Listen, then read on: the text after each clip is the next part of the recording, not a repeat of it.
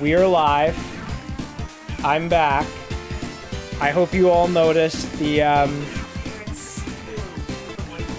yeah, they can't see me. Where's the light button? Second stream deck all the way to... That's not it. Okay, the light's on.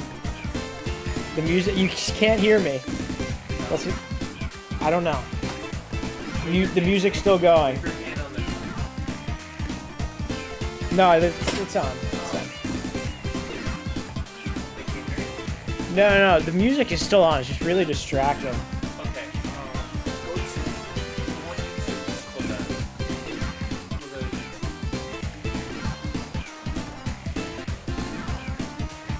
Go to Yeah. Yeah, it's good. It's good. Now we have Mario sleeping. Yeah. Yeah, we're back. Yeah. You come in. They know you're here. They know. Yeah, they know. They know. All right. I just wanted to do a bit, guys. We have my cousin's here. My cousin Joey. It's been a while. I'm been a rusty, while. so we're back. But hey, we got a raid from Daikon. Daikon, thank you for the raid. Hope you're doing well. Thank you for sending your community over. And Oni Rokaku, thank you for the raid as well. Hope you guys are doing well. It's been a while. It's been a while. But this is my cousin Joey. I'm Joe. And he's here. Echoes.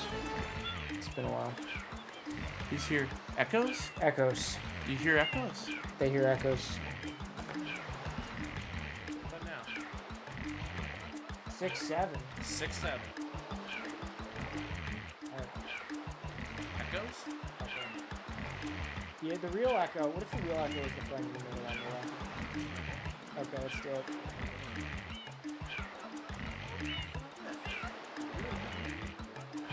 You're just Frank's going in the other room, and we're going to be doing a continuation of the stream that we started back in September today. We're going to be doing a continuation of Super Mario Sunshine, a game that has been overlooked by Nintendo and all of Hollywood because apparently when they were making a sequel to the Mario movie, they're making... There's no echo. When they were making the Mario Galaxy movie, they decided to make Bowser Jr. the bad guy. Except he's not the bad guy in Mario Galaxy. He's the bad guy in Mario Sunshine. And I'm sick and tired of all the Mario Sunshine erasure in history.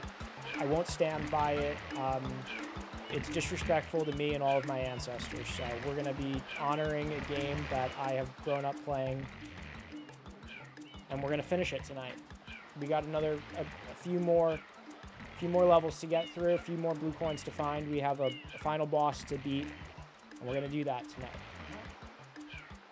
Okay, let's get her going. So thank you for the follow. Whoever followed, thank you for the follow. So let's greet everybody in the chat really quick. Welcome on in Zarstrom. Welcome Cinemasker. Welcome Lesser Panda. Zarstrom 6-7. 6-7. Logic Master with the 95 stream streak. Let's give a salute. Do it. There you go. You got it. Salute. We got one from Lesser Panda. 95 stream streak to Cinemasker. And Whiskey Zulu. Welcome on in. Megastar 64. Welcome on in. Diva. Welcome on in. Hope you're doing well. We got Zarsham. Good to see you. We got Daikon. Yo, man. Hope you're well. We're IG buddies and now Twitch buddies. That's awesome. Thank you so much for that, Daikon. Appreciate it. Yes. Daikon's awesome. Daikon's home to those Foxy emotes that Mudu-sama always spams in my chat. And he's got some really cool Foxy emotes, so you should go check out Daikon. He's also a retro streamer, so definitely go drop him a follow for sure. Chaos, welcome on in. Hope you're doing well. Good to see you. Noni Rakaku and Daikon, thank you for the raids. I appreciate it. Elser redeemed Frank. Elser, welcome on in. Good to see you. Nuff Dragons, good to see you. Lesser Panda, good to see you. Logic Master, Inti Binky, Woogie Boogie. Decimator, thank you for the first and lurk. Iron Ocean's here, good to see you. Let's see, Seth Vagabond, you're the first, congratulations. Cinemaster said, no, I was the first. Cinemaster said, I've been waiting in my car for an hour.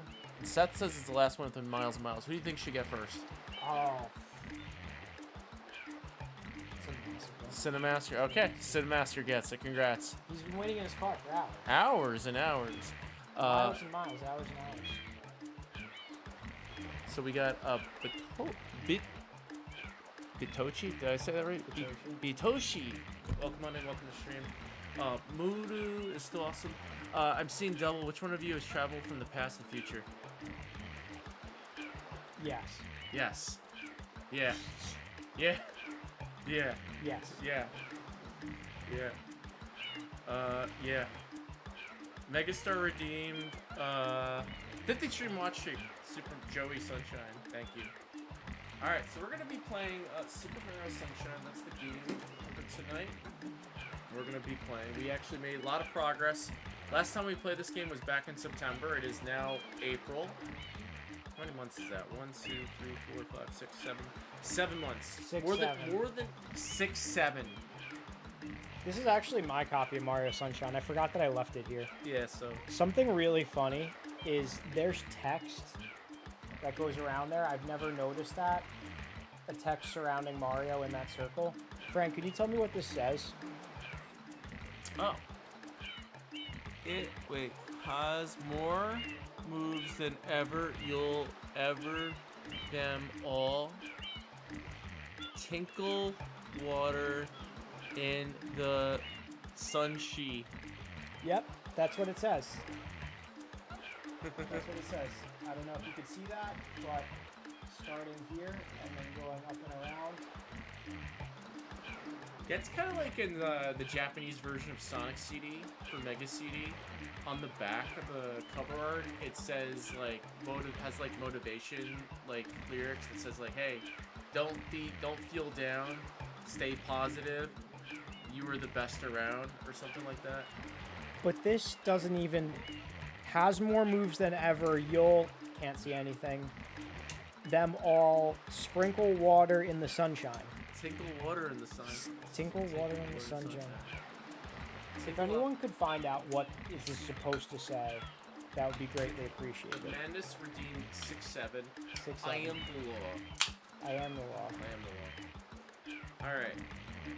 Tonight we are the law. So we're gonna play Mario Sunshine. Joe, do you have anything yet? Yeah, tinkle water in the sunshine. 6-7. 6-7. That's awesome. All right, let's do this. How do we? So see that gate, the joystick icon? It's the third icon from the left. There you go. Okay. All right. Joey, you do the honors. Yeah, let's do it. Can they hear it, the game? I think they can hear the game. I'm probably a little soft over here. The microphone we're using, the way it works, you have to stand in front of the microphone like that. Jack Bauer, welcome on in. Welcome to stream. Good to see you. Cheers. Delfino Plaza. AKA Venice. Okay, let's check. We can go over here and we could redeem our blue coins. Because we have 11 blue coins.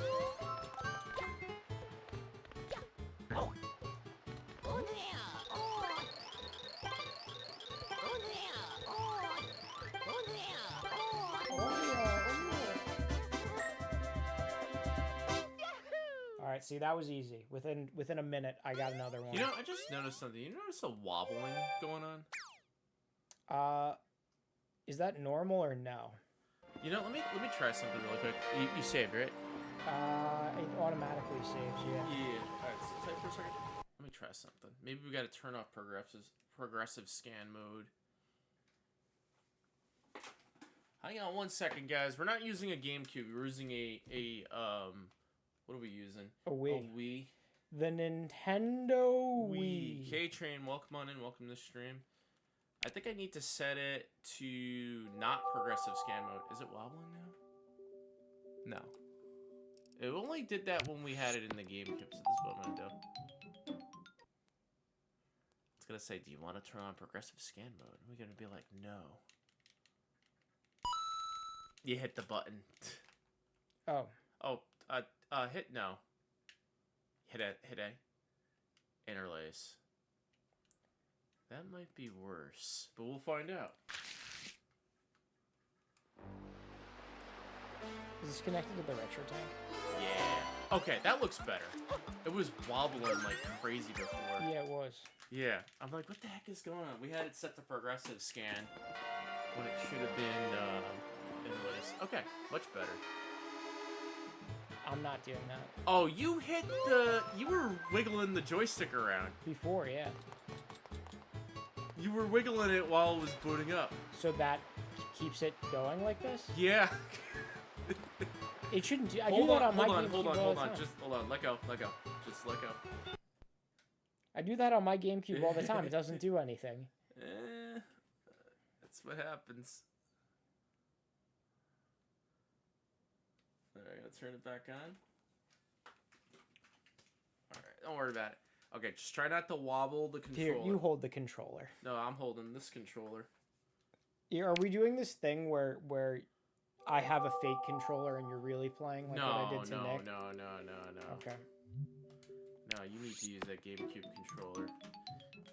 Nintendo programmed it to be like this. If you have a GameCube controller hooked up, it doesn't work with the Wii for some moronic reason. I don't know why. Yeah, that's actually terrible. I hate that you have no to have sense the why Wii they remote. do that. Yeah. All right, now hit a button.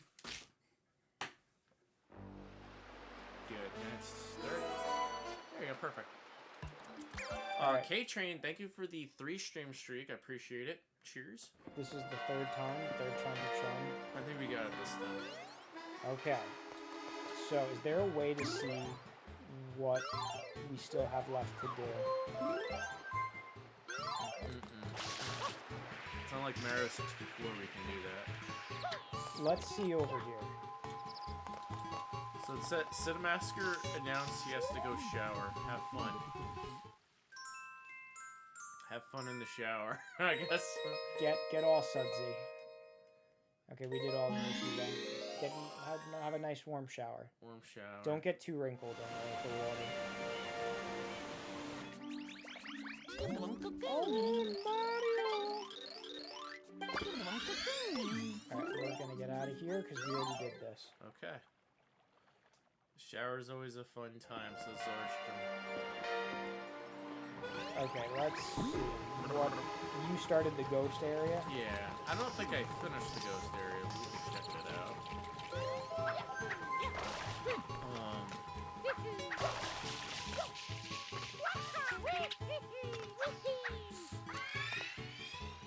Let's see what we have to do over here. Oh, King Boo. That did the fun stuff.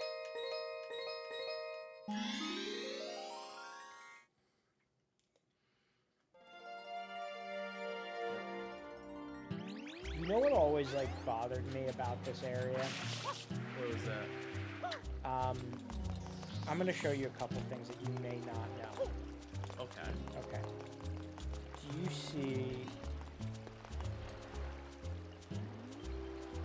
Integra, the 25 stream streak. Cheers. Actually, never mind. When you look at this hotel from the outside, and then you go in, it's not shaped at all like this. Because there's a...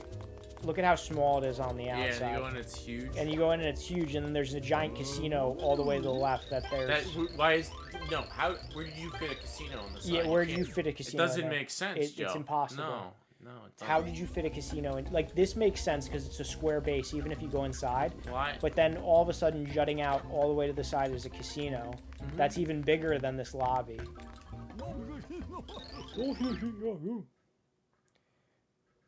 Look, the casino is bigger than the entire lobby.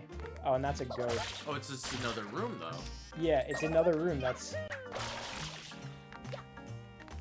Okay, I remember. I couldn't beat this part. Yeah, you didn't know how to beat this part, but now you have me here. It was like a boss fight, right? Yeah, this is a boss fight. Yeah, I almost had it, and then I gave up. You have to... I think you have to kick... Okay, this is a little spooky, right? You know that they modeled this level after The Shining because it's a haunted hotel? No. Yeah, that's a Shining reference. Okay, so it's a slot because they love gambling. And he's going to spit things out of his mouth. And these guys are no good. No, you gotta get the other one. Zarsham says, did you see the layout for the Haunted Mansion ride at Disney World? Yeah. Most of it is underground, but it's totally different building next door. Yeah. Yes, you're absolutely right about that, Zarsham. In fact, 90% of the rides at Disney take place underground. Because when you're walking around on the main floor of Disney World, you're on the second floor. Because the first floor is where all the cast members go, and they go to the Utilidor section. And you heard about that? Like, Yeah, they call the Utilidors. Yeah. It's like a whole underground world for Disney. We have to kick. And that explains why when you go to Haunted Mansion, the elevator takes you down. When you go on Space Mountain, you go down the stairs. When you go on Peter Pan, that's why, like, when you go on the Peter Pan ride, like, that's why the floor goes down several stories. You're on, like, this monorail thing. That's why the Small World Afterworld ride, you go downstairs. Well, you want to know something about the Haunted Mansion? I'm going to tell you something about the Haunted Mansion. Yeah. The one in Disneyland is different than in Disney World for a couple different reasons. The one in Disney World is modeled after like a New England castle type house, where the one in Disneyland is modeled after like a southern. Like a southern plantation. Yep, that's why you see the river outside. Yeah. Where the one in Disney World is modeled after the New England house. And the one in Disneyland has the stretching room. It was made first. It has the stretching room because that was a way that they could get the guests to go down a floor underneath the parameter of the park and into, like what you were saying, into where the ride is in another building. Mm-hmm. But the one in Disney World, the stretching room isn't an elevator. It's just it goes up. I'm doing a horrible job of explaining this because I'm half paying attention to my own explanation and I'm half just doing this. I just realized the Pirates of the Caribbean ride, you ever wonder why it goes down? Because you're going into another warehouse. Yeah. It goes down. But that's not it. You remain on that floor in the Disney World version of the haunted house. Yeah. Of the haunted mansion. In the Disneyland one, you're actually going. You go underground. It feels like you're going underground. You're going down an elevator, but you're actually staying still. You're staying still. Yeah, exactly. But Pirates of the Caribbean ride, you start on the main floor, the first floor. Then you go down to the Utilidors level. That's why it goes down.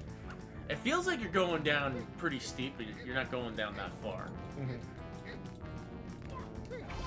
You know, if you go on Space Mountain, that roller coaster, yeah, it feels like you're going really fast. But you're only going like 40 miles per hour.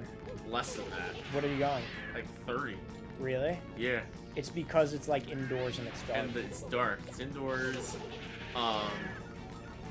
And you're not even going that high. And the dips are not that high. They're only like little bunny hops.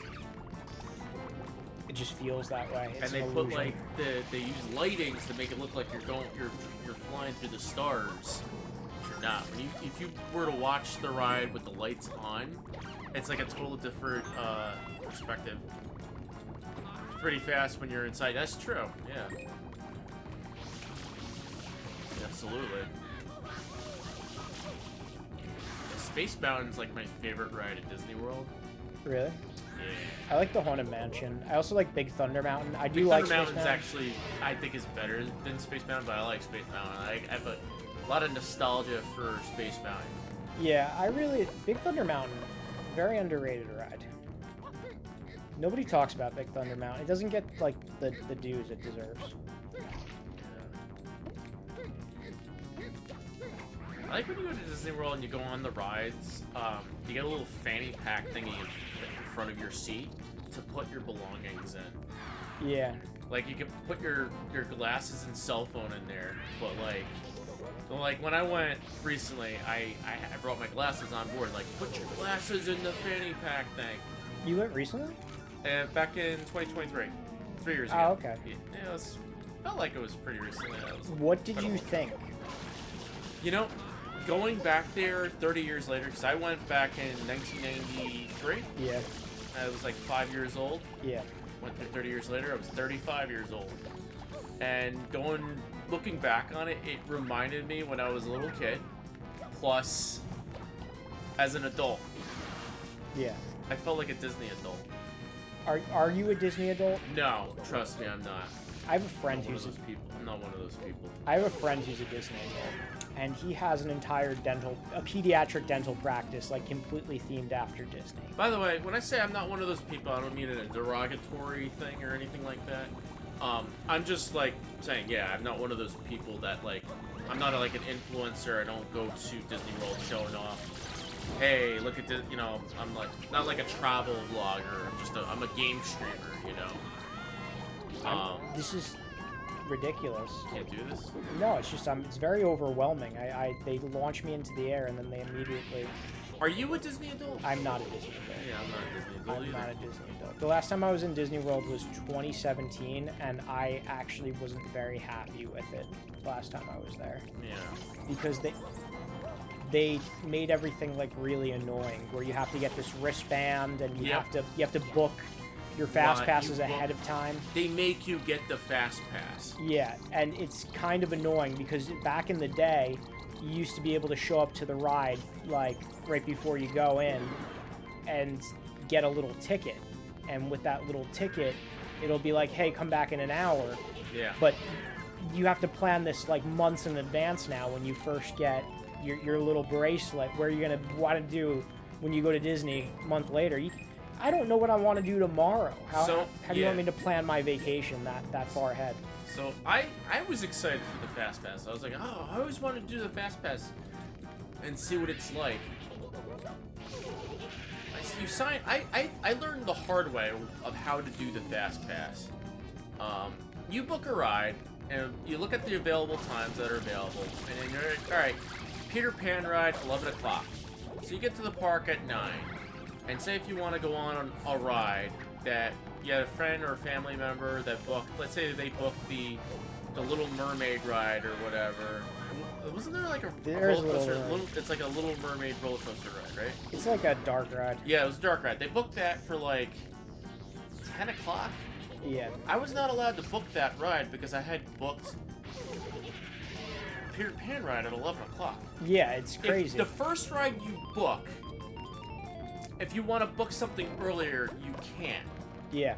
It's like you get punished for using the Fast Pass. Yeah, it's not... Something you paid for. It's not good. Back in the day, you didn't even have to pay for it. You know that? You just showed up. And then you're looking on the app. You're using... By the way, I have my mobile phone on me in Disney World. Walking around with my mobile phone. Like, the whole purpose of being at Disney, I shouldn't be on my mobile phone at Disney. I should be like out and enjoying myself at Disney. I shouldn't have to look at a device that reminds me of work. You know? Yeah. You shouldn't have to use devices. You shouldn't have to use that. It should be a device-free. Mm-hmm. Disney should be a device-free zone. It should. And you know what's funny about the Fast Pass? My sister and my nieces, they booked the Big Thunder Railroad. But I couldn't book it because I had another ride booked for later, and I think it was Space Mountain. So I was capped out. And when they went to go show up to the Fast Pass line, they're like, all right, put your wristband. Okay, my sister, my nieces, they checked the fine. Me, it was showing up red, and I'm like, I'm with them. They're like, just go. That guy was nice. That guy was nice. He let me go. I'm running out of water. What do I do? I forgot. How many times do I have to hit it? You won a prize. Congrats. I have to throw the pepper at him, but the thing is, I've been throwing the pepper at him, and see, it just disappears. Yeah.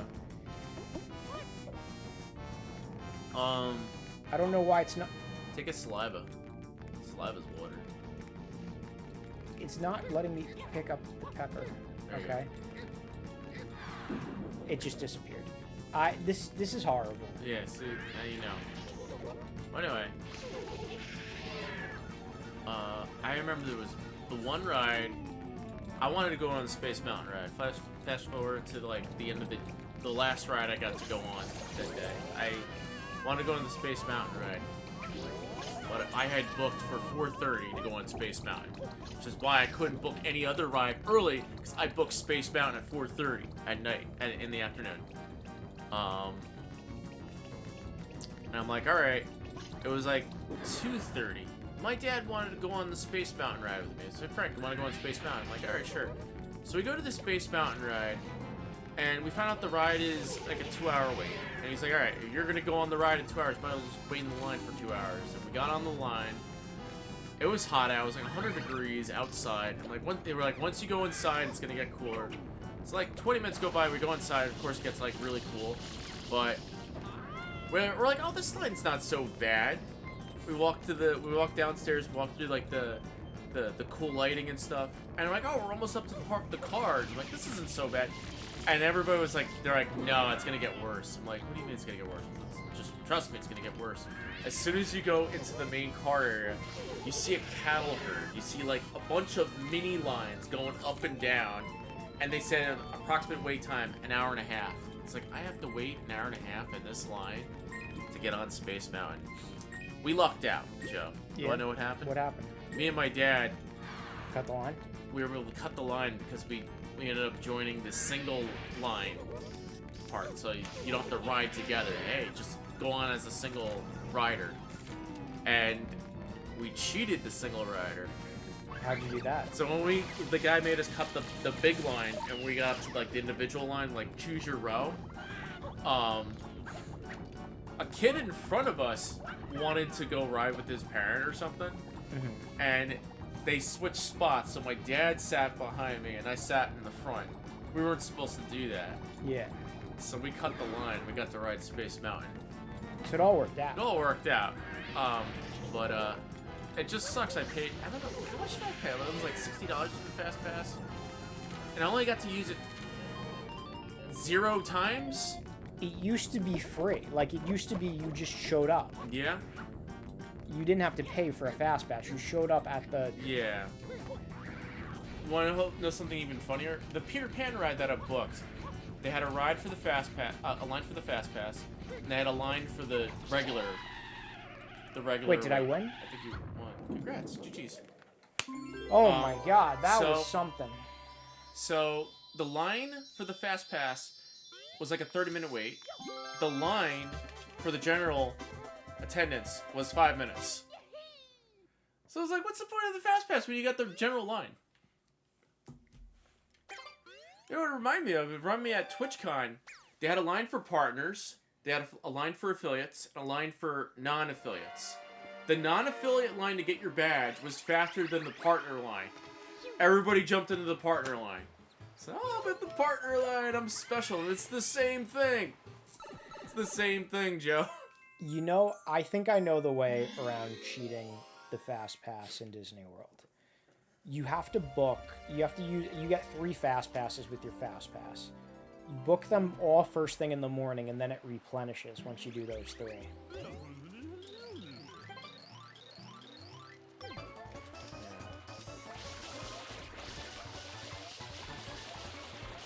So, last time we were on stream, I was talking about how excited I was to go to TwitchCon. And now, here we are, and you've attended it. I've attended TwitchCon as a partner, Joe. And what do you First time I think? hit partner, what do I think? I think when you go to TwitchCon as a partner, it's a very exciting time. Yeah. Now, truth be told, if anybody was thinking about going to TwitchCon and they're a streamer and they're like, I don't want to go unless I hit partner, go. If you're an affiliate, go to TwitchCon. It's a great time. Don't say, oh, I'm gonna wait till I hit partner. It's got its perks if you go as a partner, but you'll go as a general attendee, you'll have a great time. It's awesome. That's my disclaimer. That being said, going as a partner, I got to go to the partner party the night before, the Thursday before. And it's basically like this party where like all the partners of Twitch get together, and they go to a party, and they get served like finger food, and like there's like a carving station. There's a lot of good food there, And then you get to hang out with all fellow creators and stuff, and you can mingle and network. That's like the best part. So,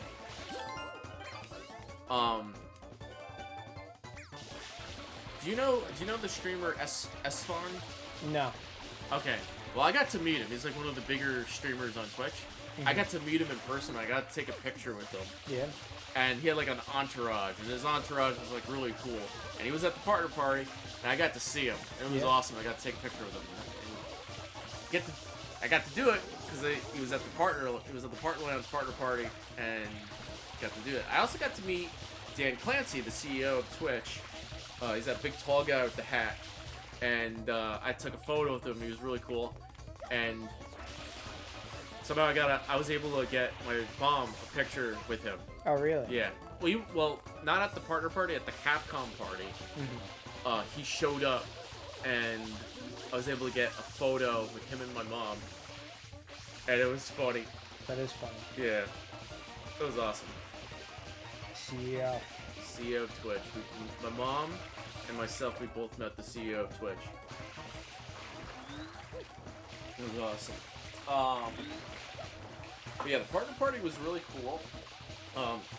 I would say what they had there for food selection, going to a wedding is a lot better.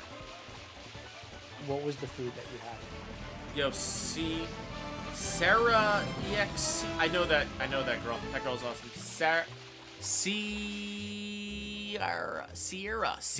Thank you for the raid. Welcome on in. Thank you for the raid.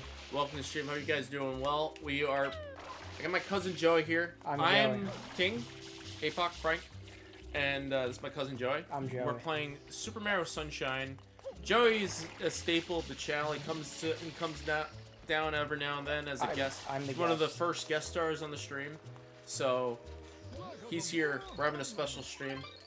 We're finishing it. We're finishing the game tonight. He's doing it. Welcome on in. Welcome in. Welcome, Purple. Good to see you. We started this stream in September, and we're ending it tonight. Yep.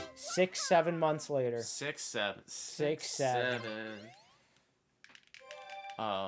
Yeah. Yeah, so yeah, they had a carving station there, Joe. They were serving roast beef. Yeah. And mashed potatoes and veggies. They Gabagool? No, they didn't have gabagool. They had tacos. Oh, yeah? To make tacos with carne asada, unlimited. And they had a pasta station. How was San Diego pasta as compared to what we're used to? Okay. Really? But they had pasta at the partner party. It was awesome, and you could make your own pasta, and that was really cool. Like, what do you mean make your own pasta? No, obviously not make it from scratch, but like, here's the cooked pasta. Add your pesto sauce or your gravy of marinade. And you get breadsticks. The breadsticks are like those breadsticks you see in the movies. Like, you ever watch Lady and the Tramp? Hey, here's some breadsticks, and like, here you go.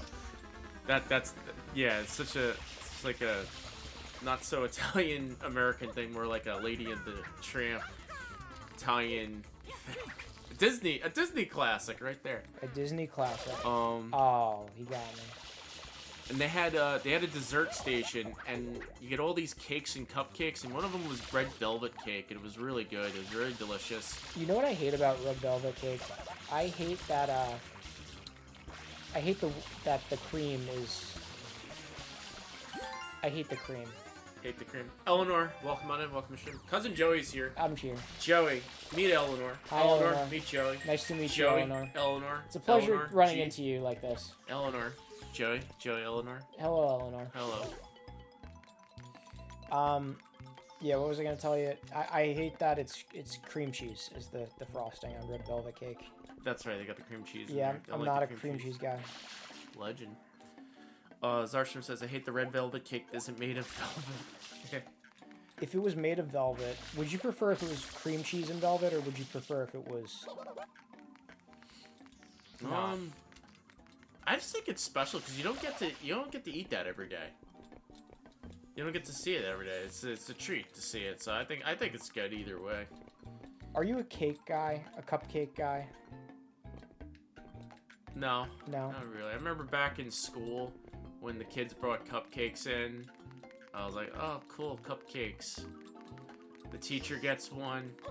The student gets it all. You get nothing.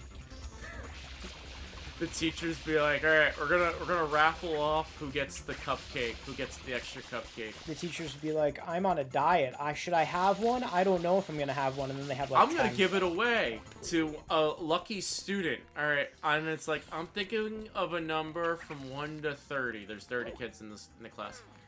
First person who thinks the number right gets the cupcake. Okay, I picked number 1. You got it. It's always the first kid who gets it. Never got the cupcake. And then when there was a substitute teacher who would come in, he'd be like, all right, I was born in August. Who was born in August? Me. And then it was like 20 kids raised their hands because they're all born in August. All right, I'm thinking of a number from 1 to 20. Who got it? 4? Oh, you got it, Johnny. But yeah, they had red velvet cake at the party. They had an open bar. They had an open bar. Open bar. Did you get a drink from the open bar? Yeah, all I drank was beer, because You're a beer guy? I'm a beer guy. Yeah, they had beer, wine, and I think you could order open bar, mixed drinks. But I think you got like a mixed drink ticket. The way it worked was you could order as much beer and wine as you want, but if you wanted mixed drinks, you had to give them a ticket or something, or they limited you. I'm not 110% sure, but I was told when you go to any like type of party in San Diego, just have beer or wine. Don't drink mixed drink because you never know what they put in it. Well, I'm gonna tell you this: you could get a lot more drunk off of wine than anything else. Like specifically wine, because it's like sweet. Yeah. So, that's why I only drank like beer and wine, soda there. I didn't drink any of the mixed drinks. But yeah, it was cool. It was nice thing to have. And yeah, they had food, drink, they had dessert. They had games there that you could play. You were able to make a friendship bracelet. Did you make a friendship bracelet? No, I didn't have the patience to do it. I started to. You have to get like the little marbles or whatever, or the letters, and you gotta thread them with a little piece of thread. And I was trying to do that. I was like, the beads. I was like, I can't do this. So I just abandoned it. And then they had another game. They had cornhole. You played cornhole in the partner lounge, and everybody's playing cornhole. I'm like, you're throwing the sack of beads into the hole. And I go, all right, this is kind of cool. It's kind of fun. This is time killer. And then they had this other game where there was like these 3 metal poles, and there's like a string attached to a ring, and you have to get the ring over the hook while it's attached to the string's attached to the pole. I think it's called the ring and the pole. The ring and the hooks. The game with the ring and the hooks. That's what it is. So you have to play that. Hooks. They didn't have any video games there. You figure because it's Twitch is like video gaming. You'd think there would be like an arcade cabinet or something. No, it was ring toss game and the cornhole. But yeah, that was there. Yeah, I got to meet Dan Clancy. That was really cool. They had live music playing there, like karaoke, on stage, and they were like live streaming to like the Twitch IRL channel. And if you wanted to go up and sang karaoke, you could have gone up. Did you sing karaoke? I wanted to, but I felt like it was my first time there. I was like afraid, like, hey, if you just go up, am I gonna be in trouble or something? It was one of those things you didn't want to just jump up on stage and do something, but you could have. No one's gonna tell you no, but it's like at the same time you're like, I shouldn't do it. So. If you were going to sing karaoke, what would the song be? It would be the Daytona USA theme song. What is the Daytona? Could you do that on stream for us live right now or no? I could. Okay, because I don't know. Sarah, thanks for stopping in. Enjoy the lurk. Enjoy the dinner. You got it. Cheers. I'm not familiar with the Daytona USA. Daytona, let's go away. Daytona. Yeah, Daytona. Let's go away. Daytona. Daytona, USA. Renegade Johnny, glad to say hello to you as well. Cheers. Daytona. So Eleanor wants to know what kind of party is this. This is the TwitchCon partner party. You have to go, in order to go, you have to be a Twitch partner. And they have it the Thursday, the day before the TwitchCon. It's just a nice little social networking night where you can get together with other partners and creators and Twitch staff, and you get to party with them, and it's pretty cool. And I think it's like a 4-hour event. It's a Mario Party. Mario Party. It's really fun. I had a great time. And I got to meet a lot of creators there, and it was awesome. I played cornhole, yeah. I played cornhole. That's what it was. So that was cool. That's a perk you get as a partner. And if you're an affiliate, you're not missing out much. You could just go around San Diego. There's a ton of bars and restaurants you can go to while that event is going on. In fact, everybody after the party, that's where they migrate to, is the bars and the restaurants across the street in the gas lamp section of San Diego.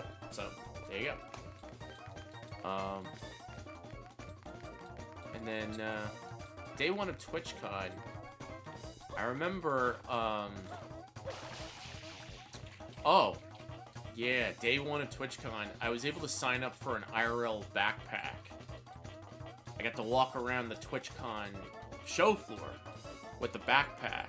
VA Trax is in the house. VA Trax, welcome on in. Welcome on in, VA Trax. Good to see you. I'm back. He's back. VA Trax was there, right? Did you see VA Trax? Did I see VA Trax? Oh, wow. I got his card. You got his card?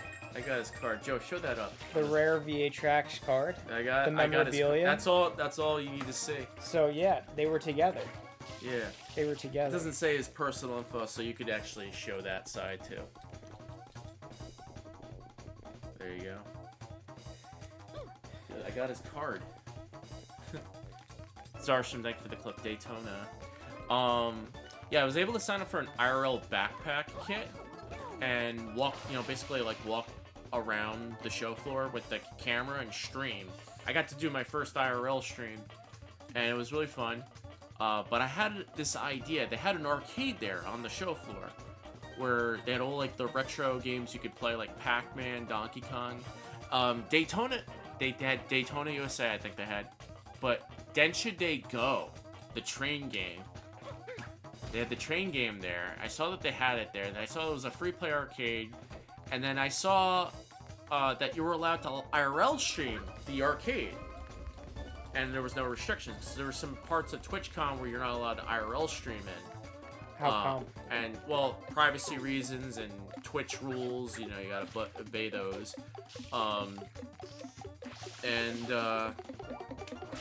The arcade was free to stream. So I had an idea. I'm like, all right, I'm gonna book my IRL streaming for Saturday morning, and I'm gonna stream this arcade. You only got an hour, and I got a fellow creator to help me out, Mr. R Knight, who is a really cool streamer. You should go check out, everybody.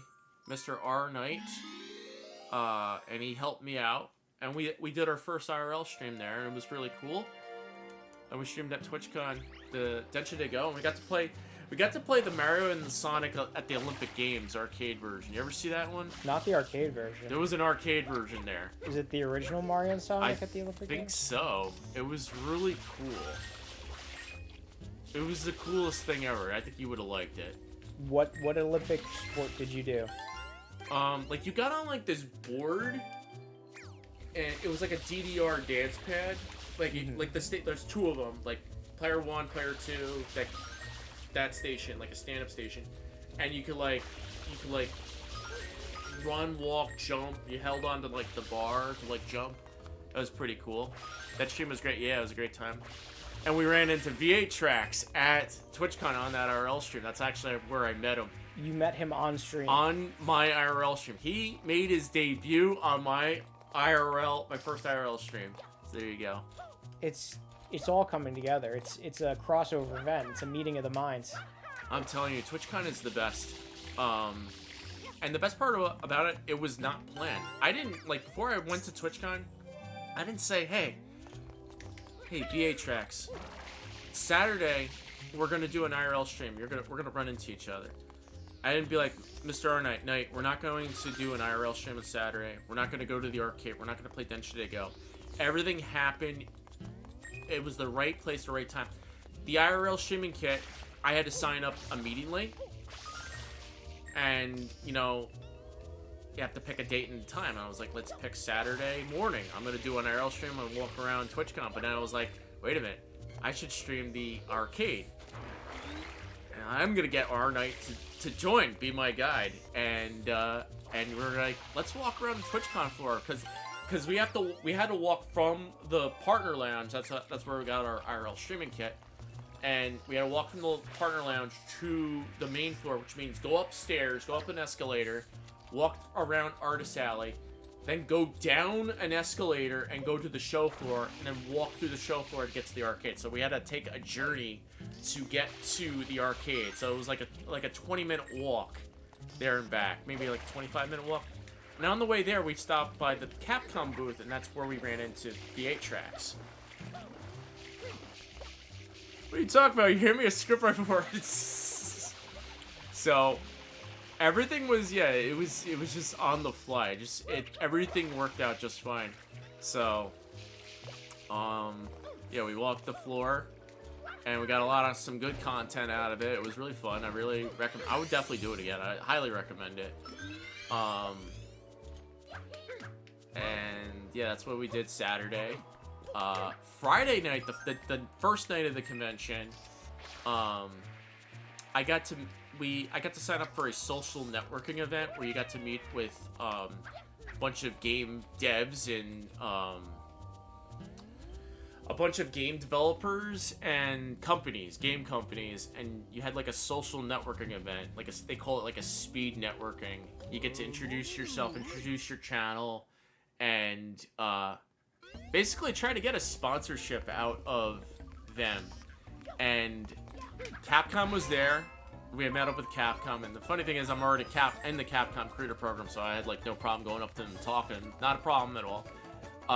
Went up to another guy who was talking about like a first-person shooter game that I don't think I heard back from, but that's okay because I'm mostly a retro channel.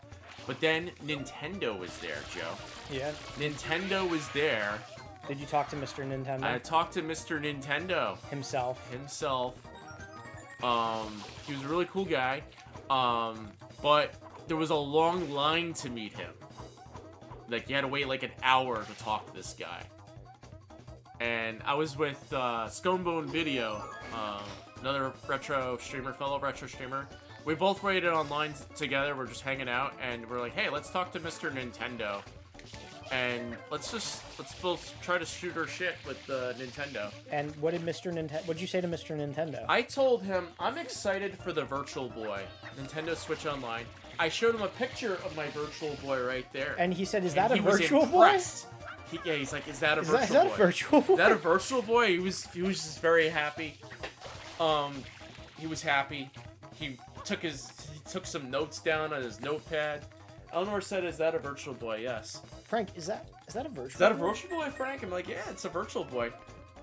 And then I just said, he was like, so what do you know about Nintendo? I'm like, well, what do I know about Nintendo? I grew up with Nintendo.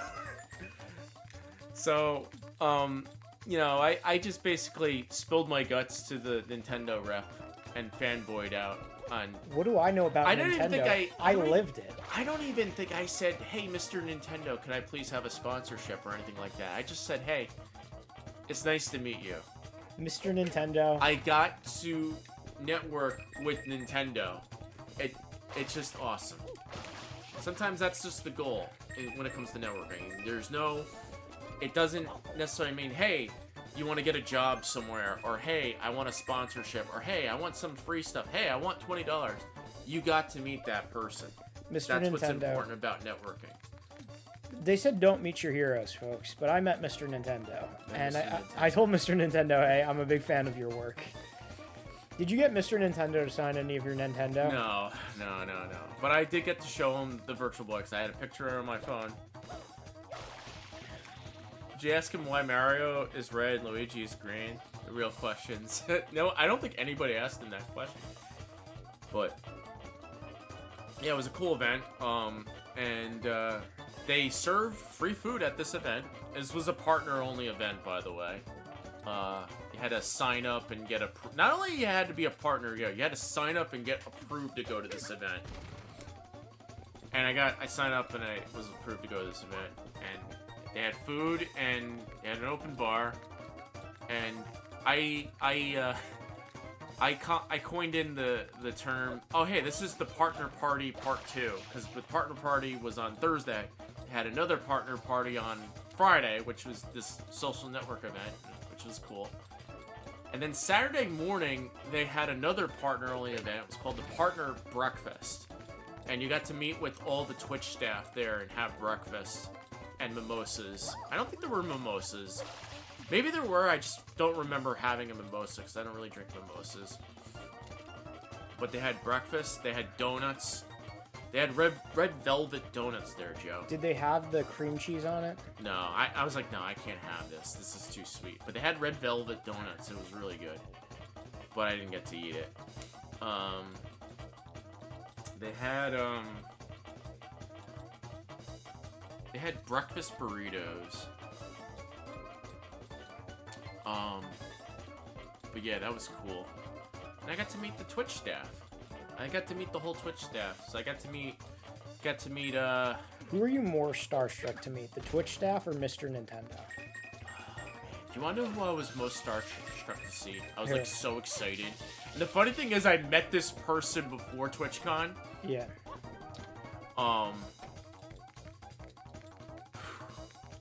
Met A-Tray. Who's that? That's the girl who, last time we were playing this, we were talking about her. She has an Instagram account. She does like all these reels. Wait, is she the Toad Girl? She's the Toad Girl. She's great. She's hilarious. I was very starstruck to be her, but the funny thing is, I knew who she was before TwitchCon. Like, I met her at TwitchCon in 2024. Mm-hmm. Like, I already knew her. Like, I already met her before. Wait, the Vegas one? No, it was it could have been the Vegas one. I met her before, so shouldn't have gotten starstruck, but I did. So I got to meet her in person, and she was really cool. I got to meet her the last day. I ran into her. I didn't plan this. It just happened. That's the thing with Twitch. TwitchCon, you don't plan it, you just do it. Mm-hmm. So it was last day of the con. This is gonna turn into a wild tangent, by the way. I'm just geeking out over TwitchCon. The Sunday, I was scheduled to play Pragmata, Resident Evil 9 demo, and Onimusha Way of the Sword demo at the Capcom booth. I had just finished that, and I was tired, I was hungry. I was like, let me go to the partner lounge, let me go grab some food, because they have free food in the partner lounge, and free drink. I was like, free coffee, free tea, free water. Not free bottled water, it's in a water cooler, but it's clean water, it's like spring water. And you can get like tea and coffee and stuff, and sometimes they put out food there, and luckily when I was there they had food. And luckily I ran into an A-Tray, Miss A-Tray, on the way over, and I stopped her immediately. I was like, hey, I know you, we have to meet. And then we just like ran it, and she was really cool about it. Once she found out like who I was, because I rated in her channel before several times, and she was like, oh, I know you! You're the guy who plays the retro! And then we were just talking, and she was just a very awesome person. And, she's Toad. She plays Toad. And yeah, so I got to meet her. I was admittedly, I was pretty starstruck when I got to talk and meet, and that was cool, but, like, I got over that pretty quickly, though. It was pretty awesome. Zarshnam Redeem, play with the Game of Life spinner. I guess we have to play with the Game of Life spinner. Alright, so Joe, pause the game. I'm going to show you a little trick. On the floor, there should be a Game of Life spinner right next to you on the ground. It's very... Yeah, can you reach it? Yeah. You might not be able to reach it. Alright. Now, Joe, see this camera right here? It's like an overhead camera? Yeah. Can you hold the spinner right underneath it? Alright, so on the Stream Deck, can you hit the right arrow on the left? Now, see that spinner icon? Hit it, yeah. Okay, now hold it up to the camera and spin the wheel. Oh crap! No, click no, click no. You mean click no, click no. All right, cool. All right, now spin the wheel. Spin it.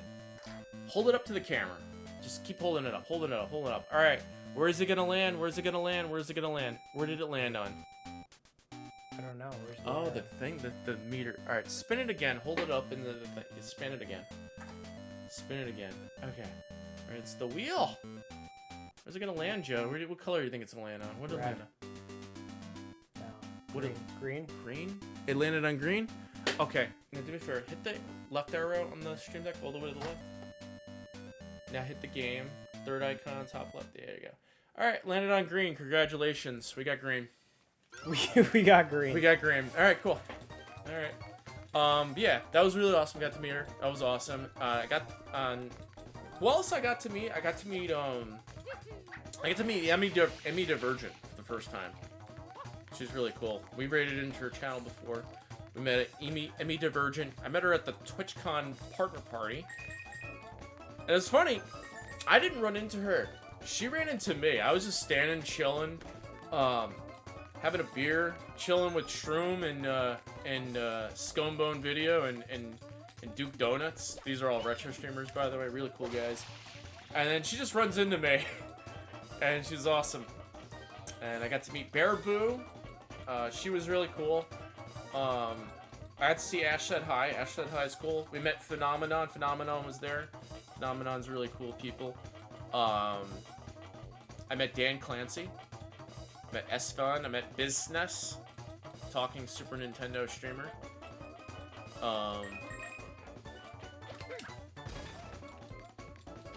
Just wish she lived closer, yeah. Did Ash actually said hi or hey? She said hey. She said hey. Ash said hey.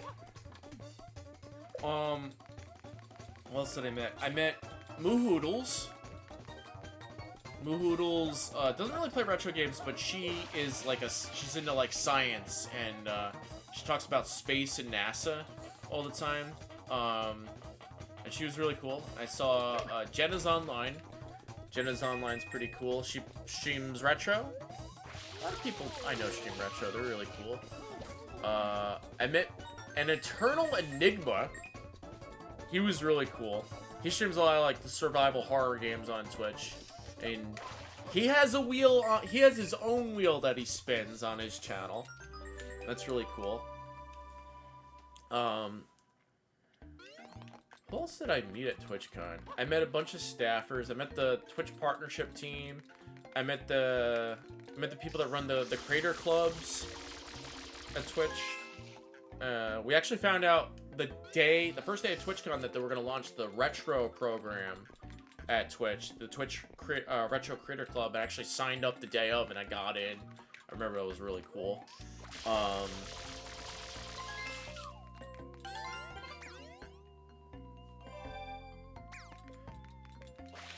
Oh. My mom went to TwitchCon. Mm-hmm. Yeah, she didn't go to the actual con. There was a Capcom creator party. So I'm in the Capcom creator program, which is a content creator program geared towards Capcom. You stream Capcom stuff like Mega Man, Resident Evil, Pragmata, Onimusha, on Twitch, and you know, put out content on YouTube, TikTok. You could be in their program. They had a party Saturday night, and I was allowed to bring a +1. Guess who I brought? Your mom. I brought my mom to the Capcom creator party. And what'd she think? She was amazed. So the Capcom creator party was at an arcade called Coin Op. It was like a bar arcade. That was a barcade? It was a barcade.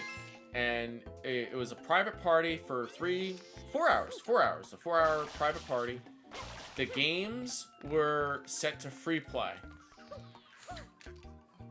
My mom loves those shooting games, like those Time Crisis, House of the Dead. West Banana, good to see you. Welcome on in. Welcome to stream. He's here. I'm here. Joey's here. I made it. Backed by popular demand. I just realized I'm not in frame, so I'm just gonna sit over here. That's fine.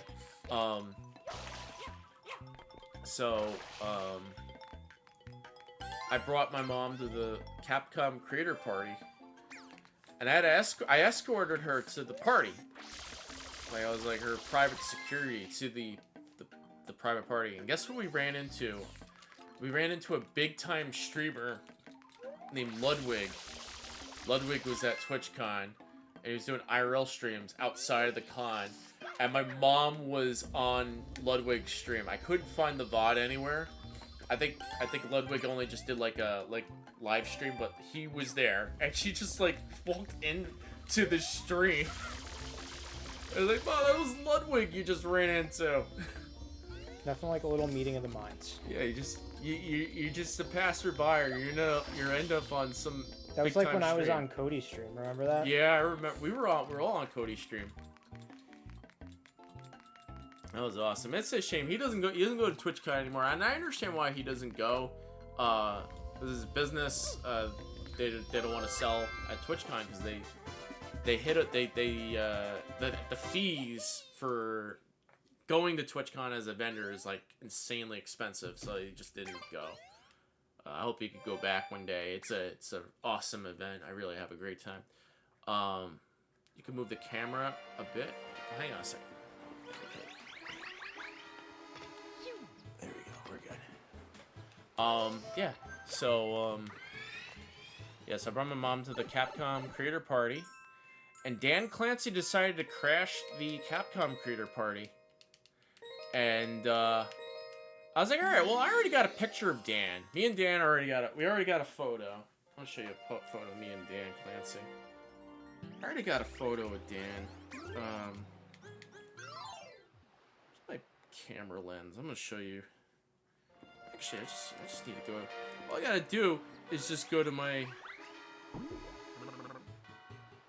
Where is it?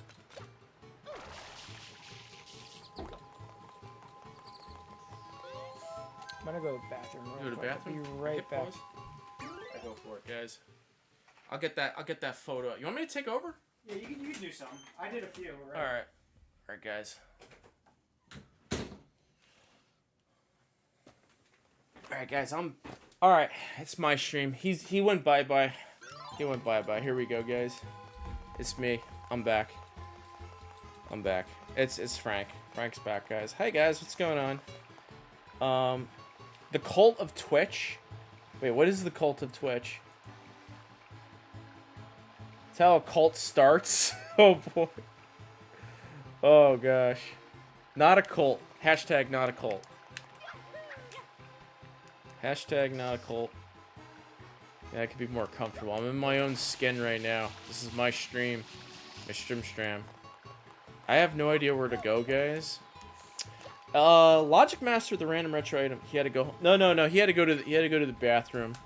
Random retro item. You got it. I just flung out a random retro item to show.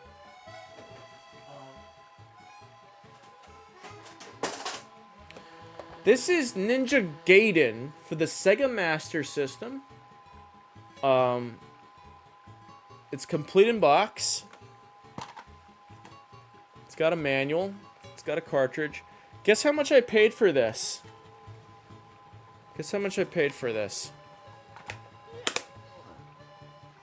If you said $149.99, you were incorrect.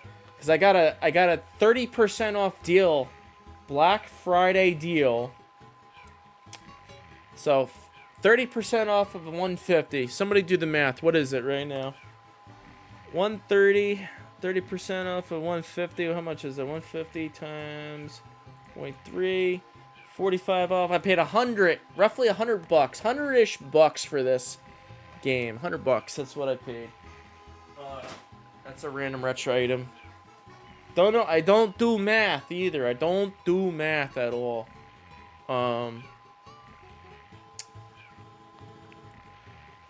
But Sierra, thank you for the raid. I appreciate it. Thank you for sending your community over. Appreciate it. Yeah, so Joey's here. He's finally here, guys. He's finally here. I don't know if you guys caught the bit in the starting sin screen. I was like, let's put up all the famous Joeys. We put up Joey Gladstone from Full House, Joey Diaz. That's his favorite comedian, Joey Diaz. Picked up Joey from Friends, Joe Jonas with Taylor Swift. Let's prank him before he comes back. What should we do? Shh, shh. Here he comes. Here he comes. Here he comes. No, he's. Shh. Here he comes. Here he comes. I remember when I was in high school. They used to. They're like they came up with this prank where like, whenever somebody would show up to a group, you're like, shh, shh, here he comes. Shh. Oh, shh. Here he comes. Here he comes. Shh. Here he comes. And then just do nothing. Just do nothing. Just wait. Shh. Here he comes. That we could just do that. See if he notices. Shh. Here he comes. So what if? What? Want me to just like walk? Want me to just hide? Just abandon the thing here?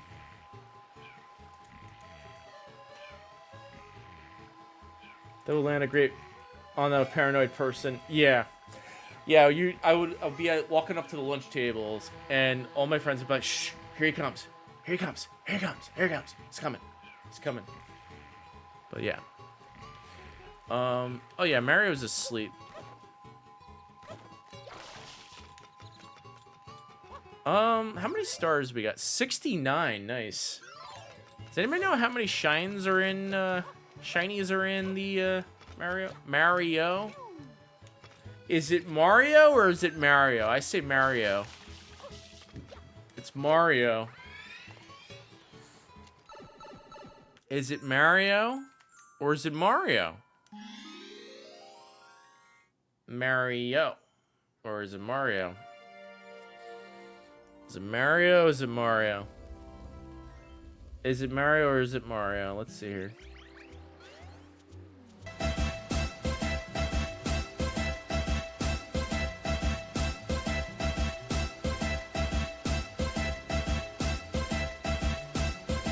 Mario.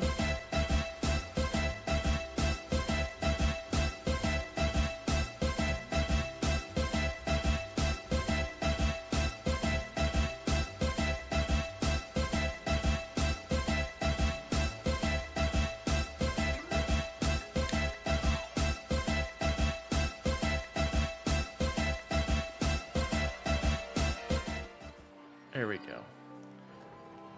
Delfino Plaza. Let's see, where else do we need to go here? I have no idea where we're supposed to go.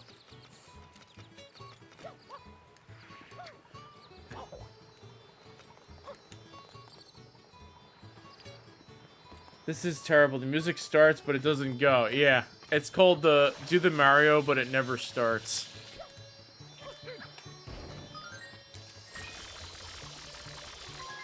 Blue coin. You got a blue coin? Blue coins.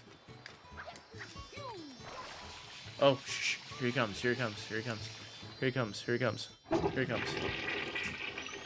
All right, Joe, it's all you. It's got a blue coin. Yeah. Lots of charisma. All right. He's back. I'm back. Oh. All right, so Joey's back. I'm back. Welcome back, Joey. Thanks for having me. Hey, no problem. Oh, we could redeem the blue coins. Blue coin.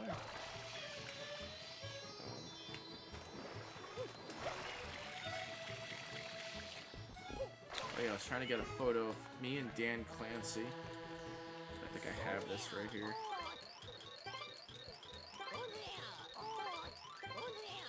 So, Joe, that's a picture of me and the Twitch CEO, Dan Clancy.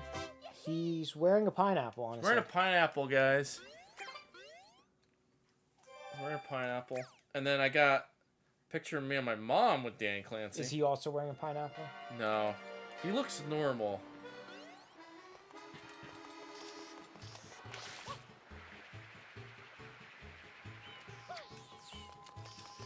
I won't show it because it's personal, but yes. Your mom has gone on stream though, right? It's been on stream. Yeah, you want to see a picture of my mom? She's been on With stream. Dan Clancy? My aunt. That's my mom with Dan Clancy. Wait, you want to hear something funny that I was talking about one of my friends before? When I was a kid, I I misunderstood things a lot when people would say them. So I remember my mom was telling me about how our ancestors came over from Italy, Yeah. right? And when I was a kid, I didn't really understand it was the first time I was hearing the term ancestors. Uh-huh. And I was like, okay, well, aunt is a family member. I know my aunt. And sisters, I have a sister. Okay, so Aunt sisters. but the one that is really old who came over, that was my aunt's sister who came over. And to me as a child, it made a lot of sense because Grandma had all of those sisters, and I'm like, oh, those were my aunt's sisters. Came over from Italy. And then I'd be later on, I brought it back up to my mom again, and after we went to one of those family parties, and Grandma was there and all the aunts and whatever, and I said, which one of our aunt sisters came over from Italy? She's like, what? And I'm like, the sisters.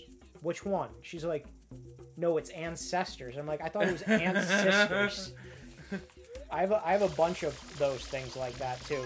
I'm gonna give you another example. A friend of mine went to Medieval Times recently for a birthday party, and as a kid, I thought Medieval Times was spelled MIDEVIL, like medieval, as if it was in the middle of Resident Evil. Yeah, Resident Evil. Frank, it was the middle of the evil times. That's why it made sense. That's why they needed knights to fight the evil. Because it was the middle of the evil times. Yeah, right. Yeah. So you got a question from Cinemaster. It says, okay. Joey, how's Ricky, Nick, and Anthony? Sorry if I missed your answer. He didn't answer. I didn't answer. But here he is. I'm relaying the question. Okay, let's go through this piece by piece. Ricky is good. He doesn't do too well in the heat. So it's getting warmer out over here where we are. I think it was in the 80s or 90s today. He can't do as many long walks. But, and this is going to flow seamlessly into the next part of your question, he's been hanging out with me a lot more because my brother has been in his busy season with work. So Nick has not been around much or at all. And Ricky usually sleeps in Nick's bed with Nick. But now he's been going to my bed at night because Nick has not been around. Nick has been coming home from work. He's the last one in the house. Sometimes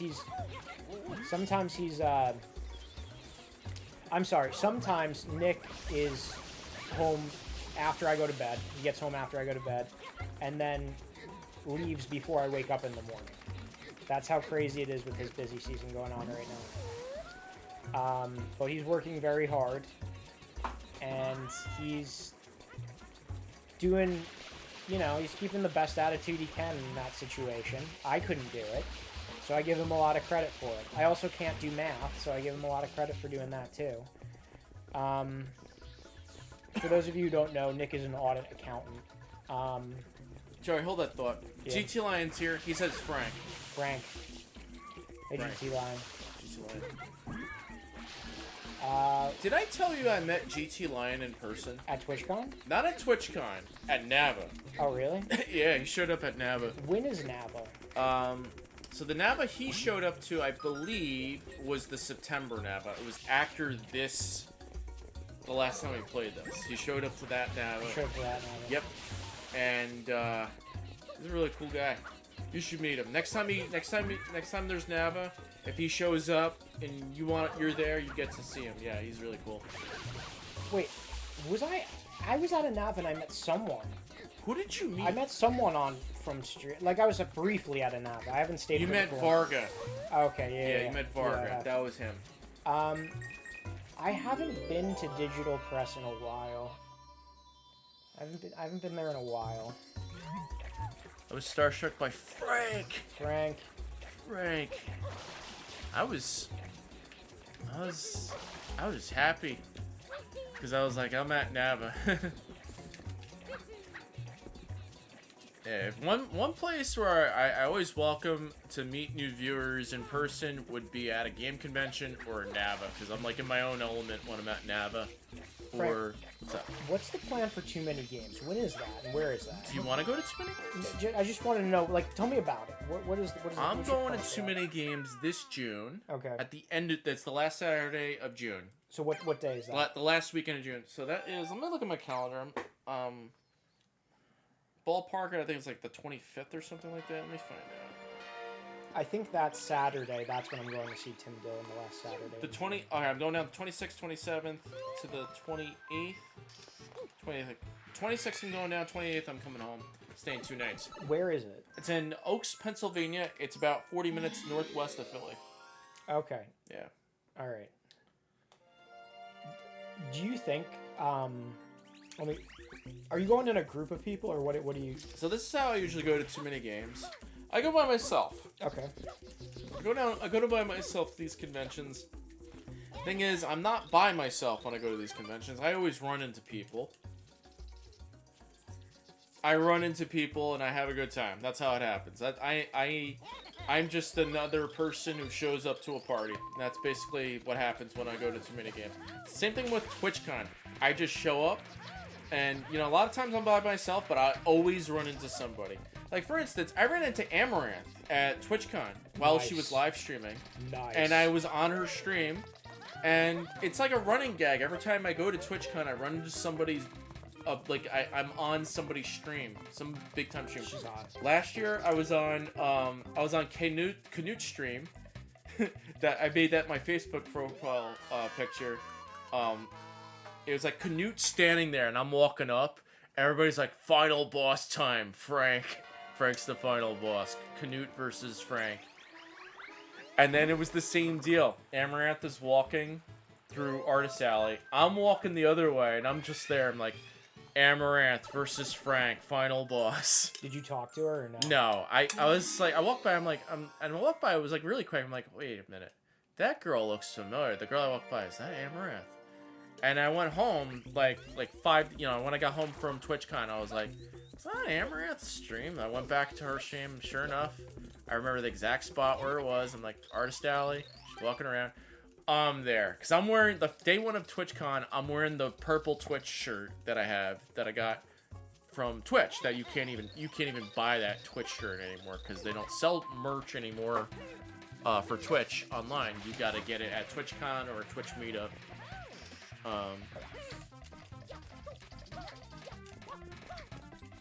So GT Lion redeemed worst cousin. No, it's just Frank. Frank.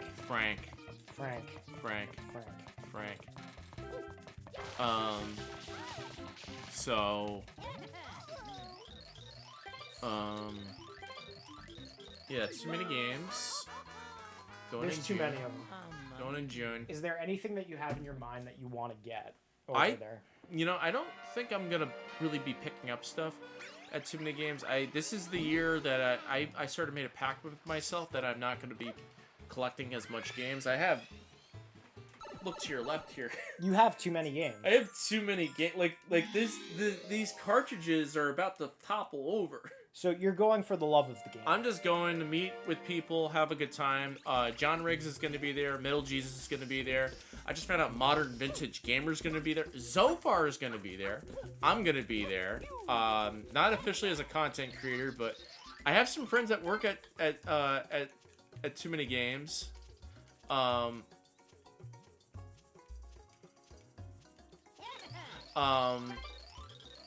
Wait, what? Somebody said something.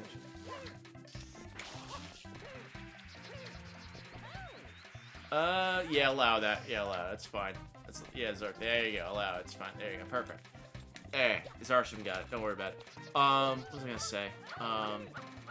Yeah, I know people that work at Too Many Games.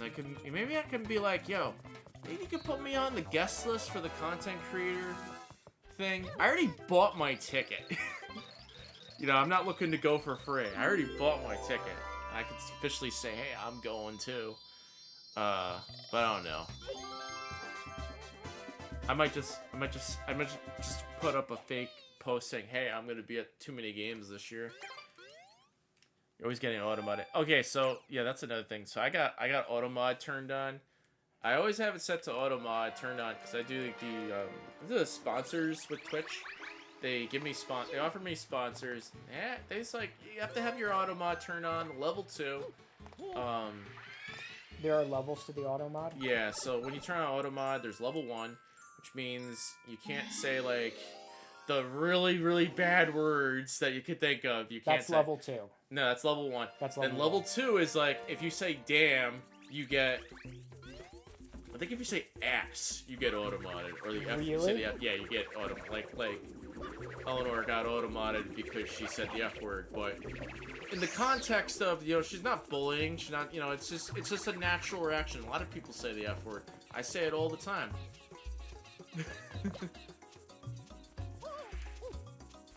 So, there you go. That's perfectly fine, Eleanor. All's good. Don't worry about it. That's why I have auto mod turned on. And, you know, when I'm doing a non-stream, I should technically turn it off, but by habit, I keep it on. So there you go. I keep it on. That's the explanation of the auto mod. Also, the other reason why I keep it on is sometimes when I'm gaming, I put my 110% focus on the game and not the chat. So sometimes I miss things in the chat. So bad things can get posted in the chat and I don't even realize, and I don't catch it in time. So the auto mod will catch it for me. Good. So there you go. Good. Exactly. Good. Good. Yeah, spammers and bots and stuff. Yeah, that auto mod, you know, I keep on, of course. Ooh. Zarstrom, I haven't been live in years. It's been So GC Line says the beaches in New York City are ass. Let's see if Automod will mod me. No, because you probably... Because he's right. He's right. Because he's you right. Don't go to the beaches in New York City. He's not lying. He's not lying. Let me ask you something, Joey. Yeah. Is chicken and waffles a New York City thing? No, chicken and waffles is a Nashville thing. GT Line is... Because GT Line's from New York. He said he's from New York City. Everybody... I think he said he was from New York City. It's not a New York thing. Chicken and waffles is not a New York thing. Chicken and waffles is a Nashville thing. I was playing Pragmata last night, and you're in this area that's supposed to be like New York City, like a mock New York City, and you go into a restaurant, and it's like a burger pizza restaurant, and you're looking at the menu, and it's like they have pizza, New York style pizza, and it said chicken and waffles. Well, if you have New York style pizza at a restaurant in a fake video game, but the thing is that implies that it's not New York, because if it was actually New York, it would just say pizza. You know what I'm saying? Right, it wouldn't say New York style pizza. Yeah, it's like... So it sounds like this could possibly take place in a fictional version of Nashville. Like, why call it... Why go the extra mile and say it's New York style pizza when you're already in New York? It's already New York. You would expect that, right? Right. So, to me, that's not New York. So it could be a place where chicken and waffles runs prevalent. Joe, do you remember Pizza Hut? Yeah, I'm going to tell you. You want to see a meme? Yeah. I'm going to show you a meme. You could read this out to the crowd. It's family friendly. Do you remember the New Yorker from Pizza Hut? You could share with the class. So it says facts to Pizza Hut. Subject warning. Transmitting one page. On September 25th, 2024.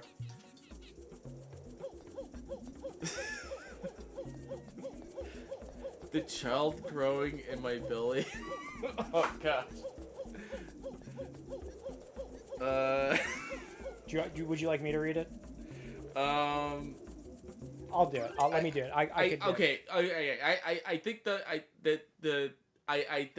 think it's funny. The humor in it, some other people might not think it's funny. So I think this is pretty tame. You think it's tame? I think this is very much tame. I think the only person who could possibly be offended by this is Pizza Hut. Okay, here, I'm gonna try. Go for it. I'll try to do it. I'll do it. It's gonna be my. Just an FYI. It's Joey. This is me doing it. It's Joey. It's not me. If you have any ill will towards this is a meme that I came across today. I'm not offended by it either, but I just know some people might find it offending. Okay, it's a picture of a fax. A man or woman, we don't know, it's a hand holding a piece of paper. And it says to Pizza Hut, and that's a fax number that's inked out. And the subject is warning, transmitting one page. On September 25th, 2024, the child growing in my belly will be born. It has the capacity to out Pizza the Hut. Prepare yourself. And underneath it says, the employees are taking this real seriously. His hand is trembling. Basically, I'd like to say that one day my future child, if he or she exists, could out Pizza the Hut. Oh, I thought it was like somebody ate Pizza Hut and they're having like No, it's diarrhea or it's something. no, that Okay, wasn't never it. mind, guys. No, then it is funny then. Yeah, it was just saying like I am going to give birth to a child that will be able to out Pizza the Hut. Yeah. I also have diarrhea quite frequently. I have irritable bowel syndrome. Yeah, me too. Not really, but I do. I've taken care of it, you know. It's gotten, I feel like over time, it may have gotten better. I don't feel like I've made too many drastic changes in the food that I eat. I think maybe I just prepare myself more. Yeah. This is good. This is fantastic. That is great. That's great. That's great. I've never been to a Pizza Hut. That is mediocre. Yeah, so Pizza Hut, you remember the New Yorker? What, like the magazine? The New Yorker? No. There's a pizza style. A New York style pizza? New York style pizza. It's called the New Yorker. I know. I've never been to Pizza Hut. You've never been to Pizza I've Hut? never been to Pizza Hut. I've also never been to Taco Bell. Wait, I've never been to Pizza Hut or Wait, Taco Bell. have you been to KFC? Yeah. I've been to KFC. Okay, so KFC, Taco Bell, Pizza Hut, they're under the same brands. Okay. Well, Same that's umbrella. well, that's like saying, you know. You ever been to Baskin Robbins and Dunkin' Dunkin' Donuts, yeah. But the thing But, is, they like, no, weren't because- originally together. Yeah. Baskin Robbins and Dunkin' Donuts used to be separate. And what was the other one? McDonald's is the same as Chipotle, except they're entirely different. What? McDonald's owns Chipotle. You know that? I didn't know that. I think so. You could fact check me on it. I could be wrong, but I'm pretty sure. McDonald's owns Chipotle? I didn't know that. I'm gonna Google it right now. I think they were their own. You know what? You might be right about that, actually. You might be right about that. No, never mind. I'm wrong. McDonald's does not own Chipotle. Okay. It was a major investor in the early days Yeah. and helped Chipotle expand to 14 to 500 locations between 1998 and 2006, but they completely divested their last stake in 2006. Okay, there was some link between the two. I'm sorry I lied. That was because of my own incompetence. I can't believe you've never been to Pizza. You know, it makes sense because you're not near a Pizza Hut. I feel like, I'll tell you this. Do you know in Pompano Beach, Florida, they have the original, the first ever Anthony's Coal Fire Pizza? Yeah. Have you ever been to an Anthony's Coal I Fire have, Pizza? yeah. Okay. And now it's shit Yes. because they got bought out. Oh, did they really? I didn't know that. They got bought out. Okay, well, I'll tell you. I'm doing really bad here, Frank. You lied to us. Well, I'll tell you this. The original Anthony Coal Fire Pizza in Pompano Beach, Florida, is in the shell of an abandoned Pizza Hut. My goodness, GT Lion just posted something really cool. Have you ever heard of Steaks Unlimited? I've never heard of Steaks Okay, Unlimited. hold that thought. Continue your story. We'll talk about Steaks Unlimited. Okay, so the original, the very first Anthony's Coal Fire Pizza in Pompano Beach, Florida, is in the shell of a Pizza Hut. You can still see like the outer Pizza Hut frame. So technically, Anthony's Coal Fire Pizza out-pizza'd the Hut. Out Pizza. Sky Blue Thon. Thank you for the 7 Stream Street. Welcome on. So Anthony's Coal Fire Pizza out Pizza the Hut. Anthony's Coal Fire Pizza out-pizza'd the Hut. So that, I think one of the slogans of Pizza Hut is nothing out pizzas the Hut. Yeah, that's the joke. That's a stupid slogan. Nobody out pizzas the Hut. Nobody out-pizzas the Hut. Cinemaster says, Joey, please finish about Anthony and Nick. Thank you. Wait, I thought you finished. Nick is working really hard. He's coming home late. He goes on a lot of dates. He's very popular with the women. I'm not. I tried. I was actually... Here's a funny story for you. I was catfished this week.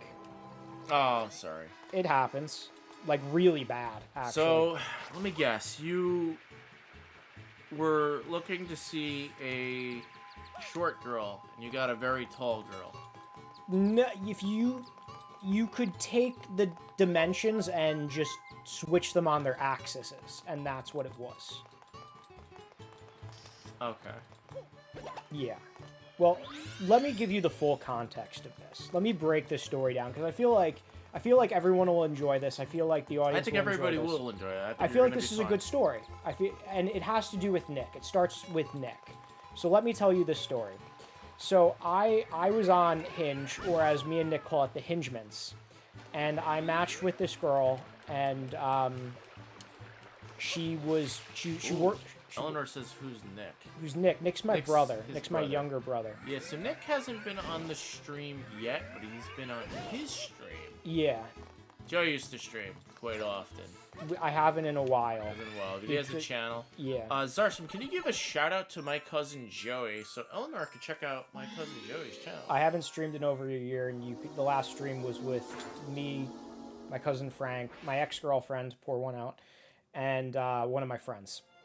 So anyway, I matched with this girl who was like based in New York City, and my brother works in the city, so I asked him for a recommendation of where I should take her out to dinner, and he recommended me this restaurant called Bond Street, which is a high-end Japanese steakhouse. And I said I don't want to go to Bond Street, like Bond, like James Bond Street, ST. And I'm like, I don't know if I want to take this girl out there. And Nick goes, you should do it. It'll be funny. I go, why will it be funny? He goes, because there's this girl that I asked out 4 times, and she won't go out with me.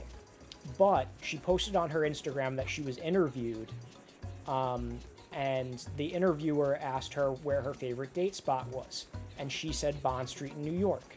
So if you take this girl out there, then I'll message the girl who put this on her story as an excuse to talk to her, so maybe I could ask her out again.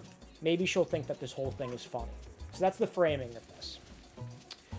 So, I'm talking to this girl, and she's telling me she's like a pageant girl. Her pictures look pretty solid, this, that, and the other thing. She seems nice. She's very quick to reply to my texts. I got her number. I invited her out. She tells me she just wants to do drinks rather than food because she is currently dieting for this pageant that she's going to be in. And I tell her I already booked the place, and there's a $50 cancellation fee per person. And this is why I don't like going out in New York. I said, you can get drinks. I'm going to get food there. I'm considering this my dinner. So I show up. This is a place in like Hudson Yards, New York. And she goes, could you meet me outside? And I said, yeah, sure. So I'm standing outside, and she calls me. And I'm like looking around. I'm like, I'm here. She's like, I'm here too. She calls me, and I don't see her. And then I see across the street a woman on the phone who looked nothing like the pictures. Like you said before, you said I was expecting short and it was really tall. I said flip those dimensions on their axis, and that's what it was. She resembled nothing of the pictures to the point where I think they were either heavily edited or AI generated. Oh, that's really messed up. Like AI generation. I think it may have been, and I'll tell you why. Like an AI enhancement. Yeah, I'll tell you why. At first I was like, maybe those were old pictures. So I go and I talk to her, and she was nice, and like, I already knew from this that, okay, you're lying about yourself and your appearance, and lying is bad, generally. It's a bad show of character, so if we already have that going for us, chances of a second date, whatever, but I'll still be nice. I said, we're going to do this, let's do this. Within 3 minutes, not even 5 minutes, within 3 minutes, we get into the elevator to go up to the restaurant, and she goes, so I'm divorced. And I'm like, fantastic. I'm like, this just keeps getting better. So we're there, we're sitting down at the table, and she's talking to me. She's telling me about how she gets really tan, and I'm like, could you show me a picture of you when you were really tan? I just out of curiosity, because I wanted to see more photos of her, if she also like edited those or get a timeline of when she looked a certain way. So she pulls up a photo of, again, what looks to be a completely different person. And I say to her, when was this? This looks nothing like you. And she goes, this was a few months ago. And I'm like, okay, if this was a few months ago, then you severely edit your photos.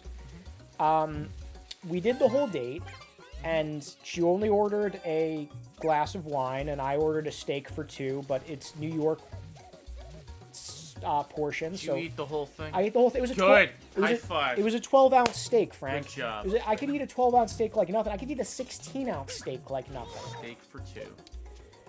But she didn't eat anything, which I was a little shocked at. I've never experienced that out on a date. And she was saying because of how strict her diet is. And I said, how long have you been on this diet?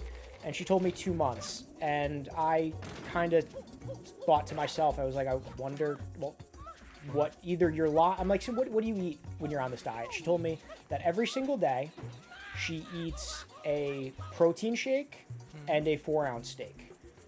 And I sat there and I thought to myself, she's either lying or I can't even possibly imagine what she looked like prior to these 2 months, because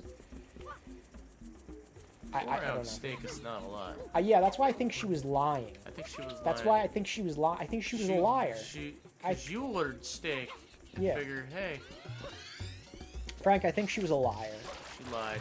I think she was a liar. And the whole time, just because I knew that there wasn't going to be another date and I wanted to execute my free will, I was just asking her about her divorce and all that and this, that, and the other thing. So that was what I did Wednesday. And even though I didn't pay for her meal, I just paid for her one drink.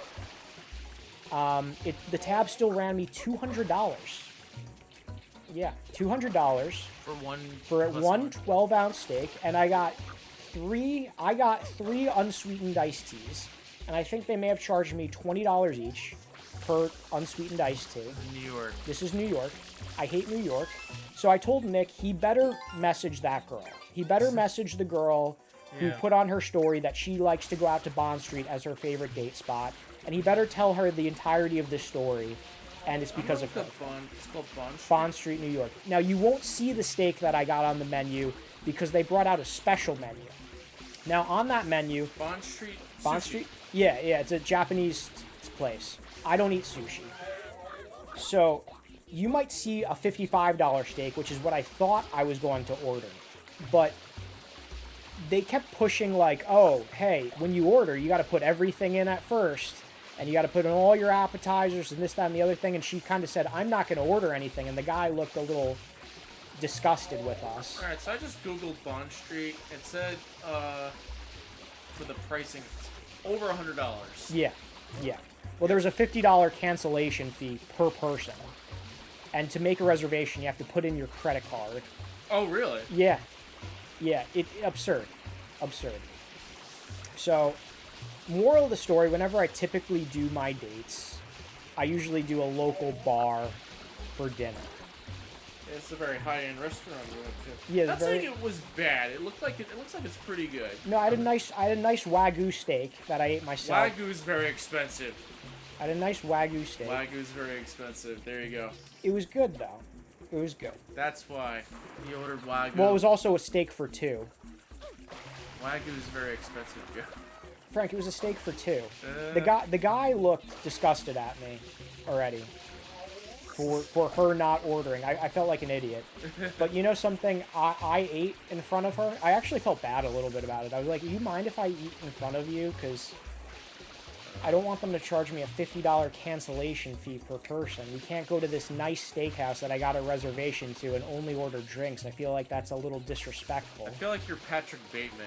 Me? In that episode of in that scene in American Psycho where he takes the girl to the restaurant and the girl's like doesn't order anything and Patrick Bateman orders like the mud soup or something. I don't remember that. I've seen it a long time ago. Do you think I'm a sociopath for this? No. I think that woman is. Yeah, I think she lied a lot. She lied a lot. Because you're saying like New York City restaurants, I think of that movie. Yeah. And like the girl doesn't order anything, but Patrick does. You know, she told me she's like getting back on her train, and I was texting her like, oh, let me know when you get back safe. Let me know when you get on your train. Let me know when you get back safe, knowing there's not going to be another date. And what was I going to say? So anyway, I'm texting her, and I asked her for her Instagram because I wanted to see if there was a picture on her Instagram that was more representative of what she actually looked like. Again, it does not look like the person that I saw. It was lying and trickery, and I've never been in a situation where I've been catfished like that.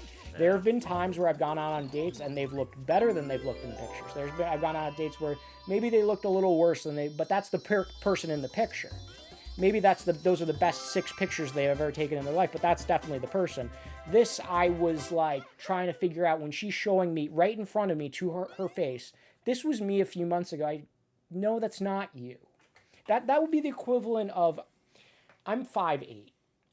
That would be the equivalent of if I put down on these apps and I confidently stated that I'm 6'4", and I would show up the way that I have.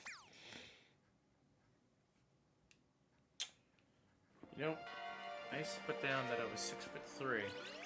Only because my mom says I was 6'3". I'm actually like 6'1", 6'2". Mm-hmm. And then you go there, like, you're not 6'3", Frank. You're 6'1", 6'2". Over 6'2", they don't know the difference.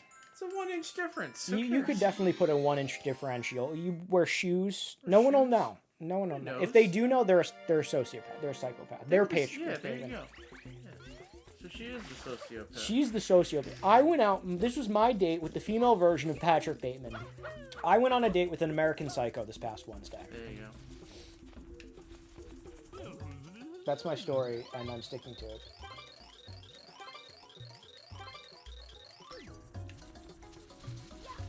So I hope the chat enjoyed my personal story for my life today. Yep. There you go, Cinemassacre. That's what's going on with Joey. Oh, he asked about Anthony. I actually haven't seen Anthony in a little bit. I see him briefly when I walk Ricky around town, and I live in a small town, and he frequents one of the local bars on my route that I walk on, so I'll see him while I do that, but he hasn't been over in a minute.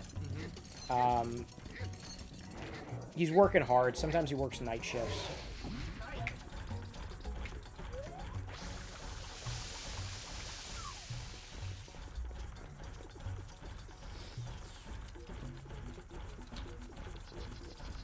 I hope that thoroughly answered your question. And if you have any further questions about me and my dating history, please feel free to ask, because I will tell you. You will tell you. I will tell you. You will tell you. I will tell you.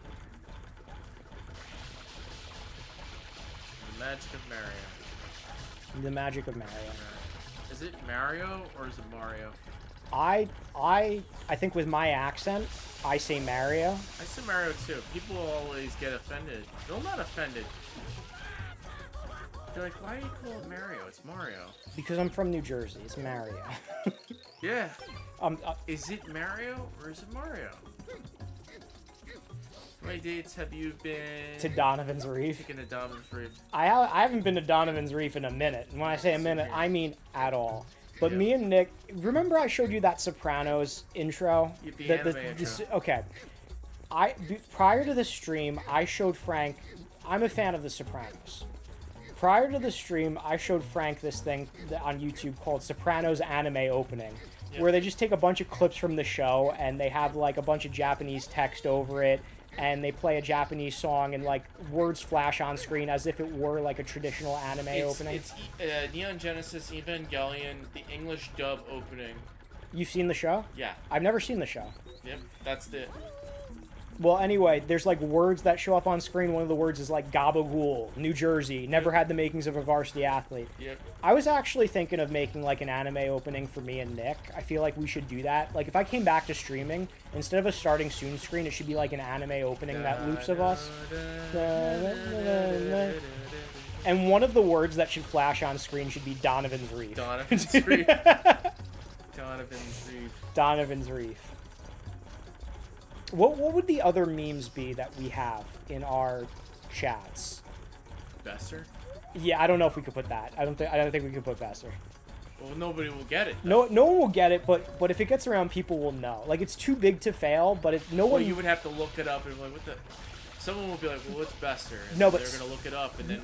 The thing is, no one who watches this chat knows the story of Besser. They just know we say it. Yeah. But the thing is, like, let's say someone we know who actually knows Besser stumbled upon the anime opening, you know? Yeah. Like, let's say I made an anime opening for me and Nick. I'd probably be really proud of that and want to put that on my Instagram story, right?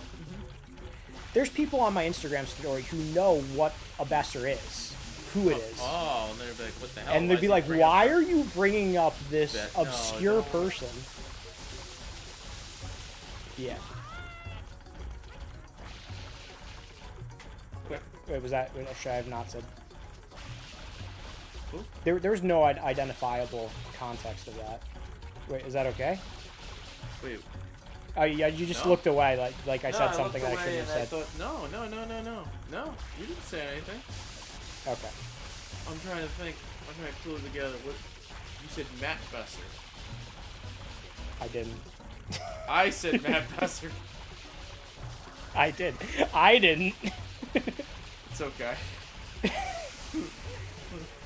I don't know who that is. I don't know anybody. I don't know anybody. Good night, everyone. Yeah, so we would probably have Donovan's Reef as one of the words that flashes. What are the other things that we'd have?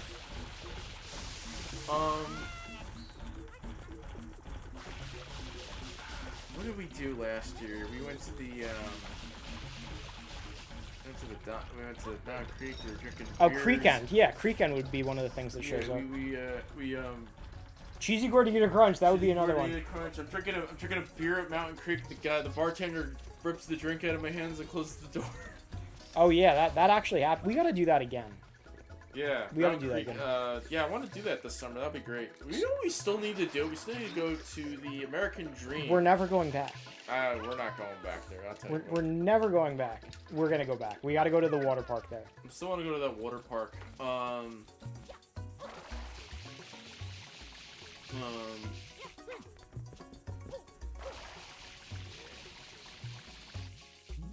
Yeah, so I'd probably say Creek End, Donovan's Reef.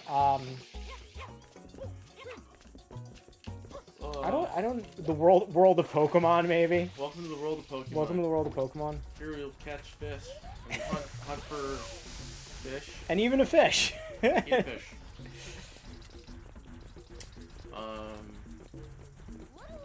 Donovan's Reef would Donovan's be there. Reef was the big one. Where's the dog? Oh, where's the dog? Yeah. Yeah, Ricky would be one. Rick and all of his names.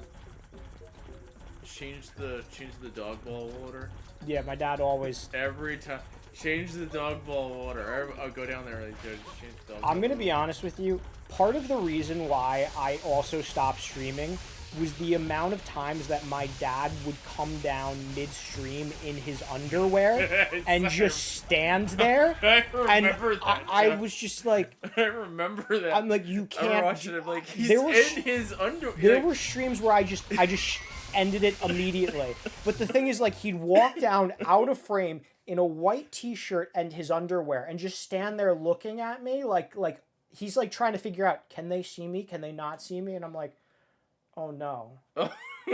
Oh no. Oh no. And I think someone saw like one of my streams like immediately go down when that happened. And they contacted you and they're like, oh, is Joey okay? One of his streams I think just crashed. And then you called me up and I'm like, yeah, that wasn't a crash. We're starting again. So that was another reason why I kind of stopped streaming, because they would do things like that. And I'd say to them, I'm like, you can't do that. The internet can see you naked. Well, okay, so he wasn't naked. He was wearing tighty whities. He was wearing hanes. tighty whities. My 65-year-old. I wear boxer briefs. My 65-year-old my father. Wears tighty whities. Tighty whities and a white T-shirt. I mean, coming down. back in the day, back in the 80s, I used to wear tighty whities. 90s. Yeah, most dads do. My dad wears tighty whities, you know. Then I got older. I was like, I'm too old for this. I want to wear boxer briefs. Boxers. Boxer, barely even know her. Okay, this level, I don't know why I'm not able to... You gotta throw water at him and put him in the thing. and he just keeps getting away. Well, Nick used to go on the stream with no shirt on. Well, I feel like that's fine. different. That's Like fine. that's so also. So it turns out it's actually not against 2S to be shirtless on Twitch. You just can't wear a shirt and then take off your shirt. You have to be shirtless already, apparently. Well, the other thing is, like, that's Nick, and he purposefully meant to do that. He meant to do that, yeah. Like, I'm not trying to have my father in underwear on the internet if I could avoid that. I'm trying to protect my family and my aunt sister's legacy. Yeah. My aunt sisters. She's telling me, make a good point. I personally wouldn't stream shirtless because I treat it like as if you're at like your job. You wouldn't want to take your shirt off at your job and do SSL certificates and stuff like that. You wouldn't want to clean teeth with no shirt on, right? Yeah, so I that's why I adopt that, you know, don't take your shirt off on stream sort of deal. What if I'm yeah, there you go. Good point. Good point.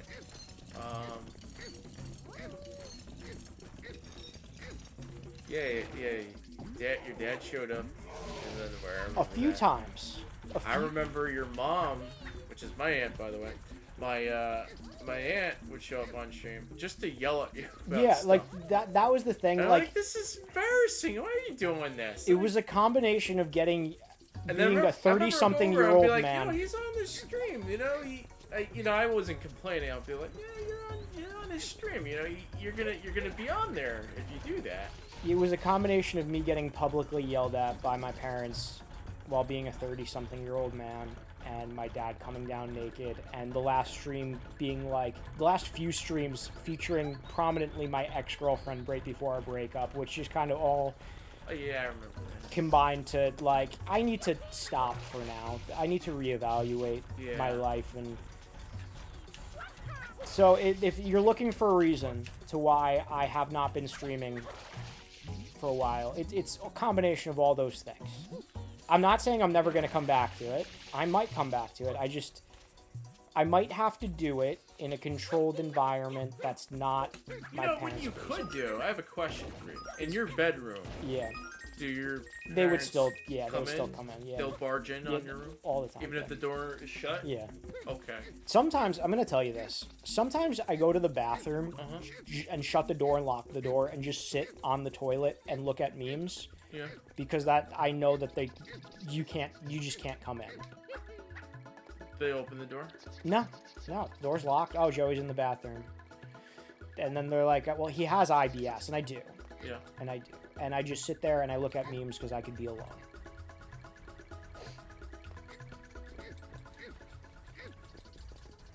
Nah, I'm just patting you on it. Like, Oh, I okay. got your support. Yeah, okay, all right. I thought again. I was thinking out loud, like, should I I- pat him on his head, on his shoulder? No.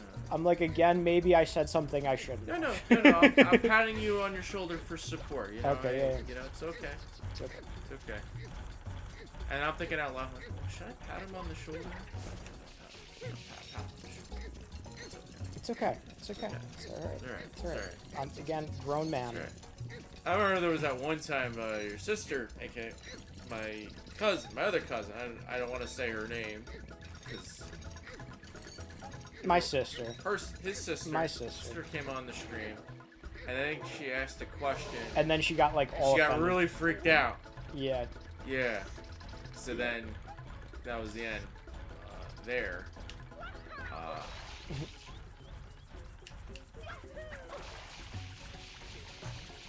Cinemaster. Yeah, it was Cinemaster. You ratted yourself out, Cinemaster. There you go. Cinemaster asked the question. She freaked out. So she didn't understand Twitch and how it works. Well, the thing is, Well, it's a newer technology. A lot of people don't understand it, so it can be a little tricky. Like he might not. You know, your dad's a cool guy. He's awesome person. He doesn't understand Twitch. He doesn't understand what's going on. He just thinks like, hey, you're playing a game and you're just having fun. He doesn't realize it's like, this is you're on the internet. People could see this stuff, and sister doesn't understand what's going on and thinks, oh, this is like the worst thing ever, but it's really not. It's really not. Do it in a very controlled manner and not don't give out too much information. So once again, if anyone would like to ask any intrusive things about my personal life, this is the time to do so. West Banana says, uh-oh, ads. Sorry about that. Just a disclaimer, I don't think we're going to be taking ad break. Well, there'll be ads, but we won't be stopping. We're just going to keep going because Joey's here. I'm here. It's a special stream. They can watch the areas that they didn't see on the VOD. It'll be covered on the VOD. Unless we take it down for whatever reason. Unless we take it down, because we already said some things that we shouldn't have said, I guess. Yeah. No one's going to know. Not incriminating no one's things, gonna know. but like it's like they're just things.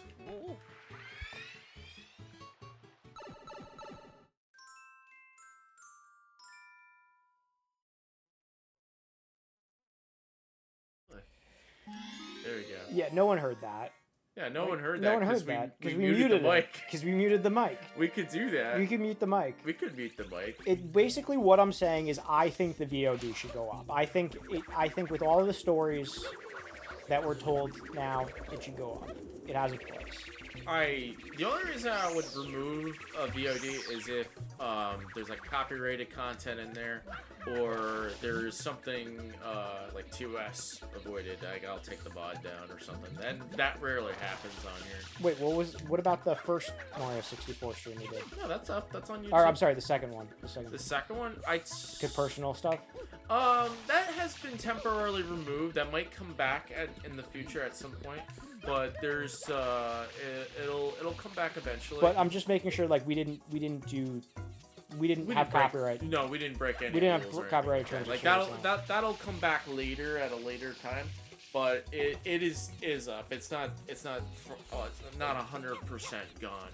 It'll be back at some point. All of my other streams that I did with the Sonic Adventure, Sonic Adventure 2, there.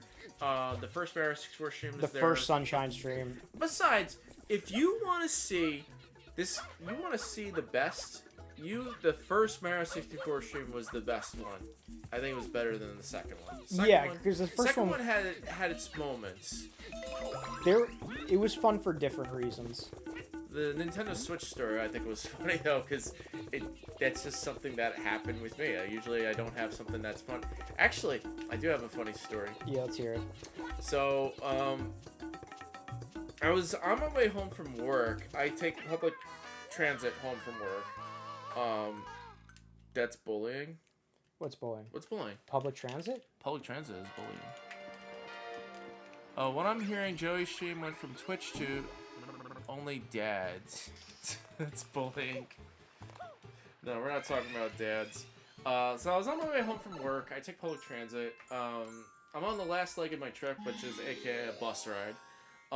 And it's like a hot day or something. I just want to get home, and I'm waiting for the bus. And one bus comes by, and it's like one of those little buses, and it's full. So I couldn't get on the bus. It was full, so I'm gonna wait for the next bus. Second bus comes by, like 5 minutes later. It's full, it's a tiny bus, and I'm like, okay, you know what? I'm not gonna get on this bus. Let me just wait one more time. There's one more bus coming. The third bus comes, it's a tiny bus, it's empty. I'm trying to get on the bus, because the bus driver just wanted to get the hell out of there. I just wanted to get the hell out of there. And, there's this old guy. I wouldn't even say he's an old guy. He gets off the bus, and Joe, like this is the door right here. This is the door. He gets up. He walks in front of the door. He's in front of the door. I walk around him to get on the bus, and he's like, no, you can't just bum rush me off of this bus, young man. You gotta wait your turn, sonny. You gotta wait your turn. And he was just standing in front of the door. He wouldn't let me go by. Maybe the bus driver was like, what the fuck? She wanted to get out of the way. And he's like, you gotta wait your turn, sonny. You can't walk in front of me. And meanwhile, he's like 6 feet from the door. I'm walking around him. He's like, no, you can't just rush me off this bus. You gotta wait your turn. Frank, have you ever seen... You gotta wait your turn, Joey. Have you ever seen the TV show I Think You Should Leave? No. Okay. Do you know who Tim Robinson is? Yeah. Okay, he's a comedian. He was writer for SNL. I Think You Should Leave is his show, where he has like all of his rejected Saturday Night Live skits that are like a little too weird, right? He has this one. Actually, I'm just gonna explain to you the premise of this because you reminded me of something with your story. But we're gonna do a little segue to it and then come back, okay? So he has this one where he's like working in an office setting, right? And a guy comes out of the bathroom, and on his pants he has like a drop of like pee that kind of like on his khakis, and he goes, "Oh, you got some pee over there."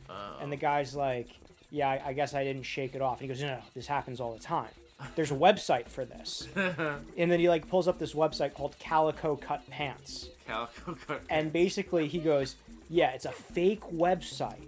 It's a fake website that makes it look like that's the design of the pants, where they have like a little like liquid stain there."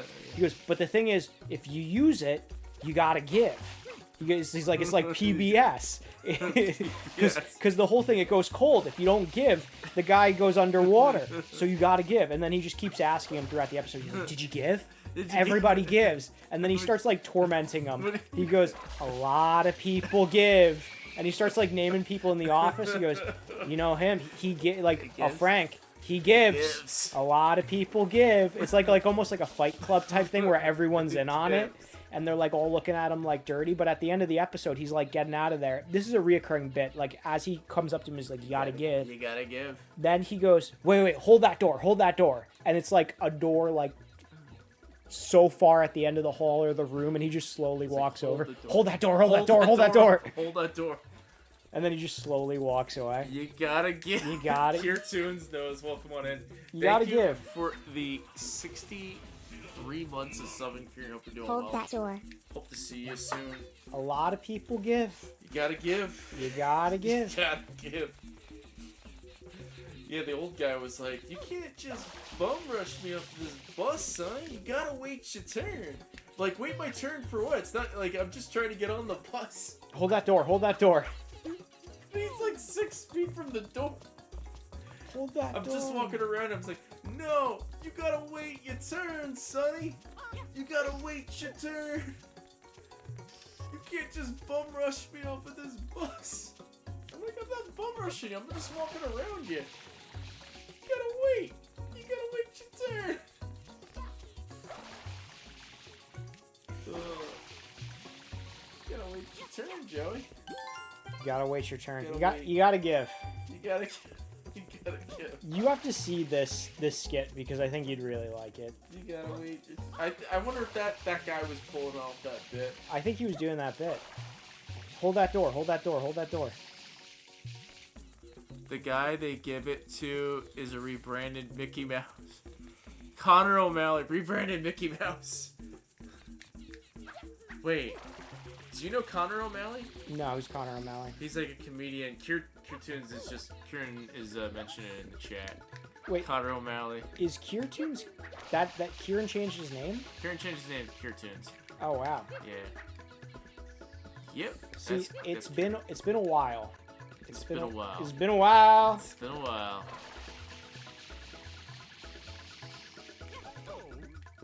He's the Calico Cut Pants. Cut Pants dude, yeah. Oh, wait, that's Connor O'Malley. He's Calico Cut.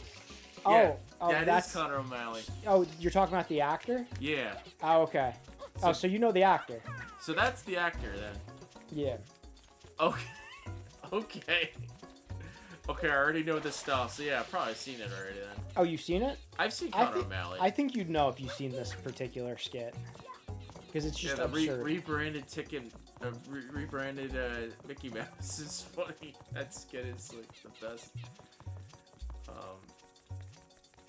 Yeah, Connor O'Malley is funny.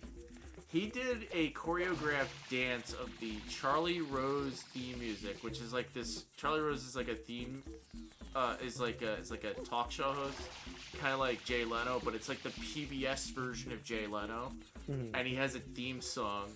And Connor O'Malley did a choreographed dance to the theme music, and it was the funniest. It's like he's the only person who was able to pull it off. So that's how I know Connor O'Malley from that, and then did a whole bunch of bits.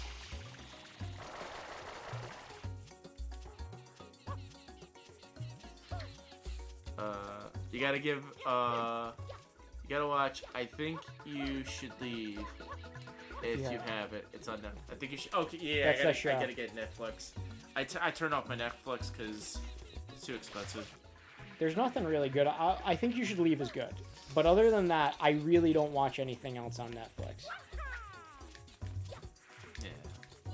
I think, like, we had Netflix, we lost it, but the thing is we got it back when I Think You Should Leave released another season. It's just, it's like Saturday Night Live were actually funny. So, between Hulu, Peacock, and Netflix... And HBO Max. HBO Max, like, I don't know which one to pick, because Malcolm in the Middle came back on Hulu. I've never watched Malcolm in the Middle. Malcolm in the Middle was cool. I never watched it. The Toad Girl met Malcolm in the Middle. She met Frankie Muniz from Malcolm in the Middle. She did a whole Instagram reel on us. Really? Yeah.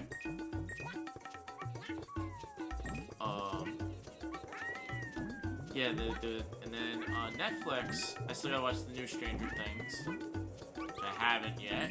I never got into Stranger Things. You know, I feel like, you know, my last time I watched Stranger Things was in 2022. It was like that. What was it? The fourth? It was like right now it's the 5th or the 6th season. So it was like the 4th season, or like post-pandemic. I watched that, and I thought that was enough. But I guess you gotta watch the final one. Frank, you gotta give. You gotta give. Everybody gives. You gotta give. Joey, that SNL skit, Ladies Man, you consider Nick. Nick goes on a ton of dates. Ladies Man. Nick goes on a ton of dates. It gets to the point where I'm like, what do you even say to these girls? Because I'm like, I have no idea what to say to them. Like, I tell them the same few stories. Yeah. And then he goes, I can't be there. I can't tell you to do what to do. And I'm like, you're obviously doing something right. Yeah. So Logic Master, I saw you added me. Edit the parts, put it back on YouTube. Yes, like I said, in some capacity, it will come back. That's what Which, yeah. I'll edit the Super Mario 64 VOD, okay. Put it back up. Yeah, so in some capacity, meaning I will edit it and put it back up. That's... You don't have to do it immediately. That's not something that I'm going to do right away. That's something that I will probably do when I'm bored one day, and I'm like, gee, I think the world needs to see the Mario 64 video again. Let me take out the parts that I thought were controversial, and then it's like that Sopranos bit I was showing you on Mad TV, where it's like they turned one episode into like a 2-minute bit because it was the whole show. The whole show is cursing. It was all cursing. Big Sopranos fan. Yeah. Yeah.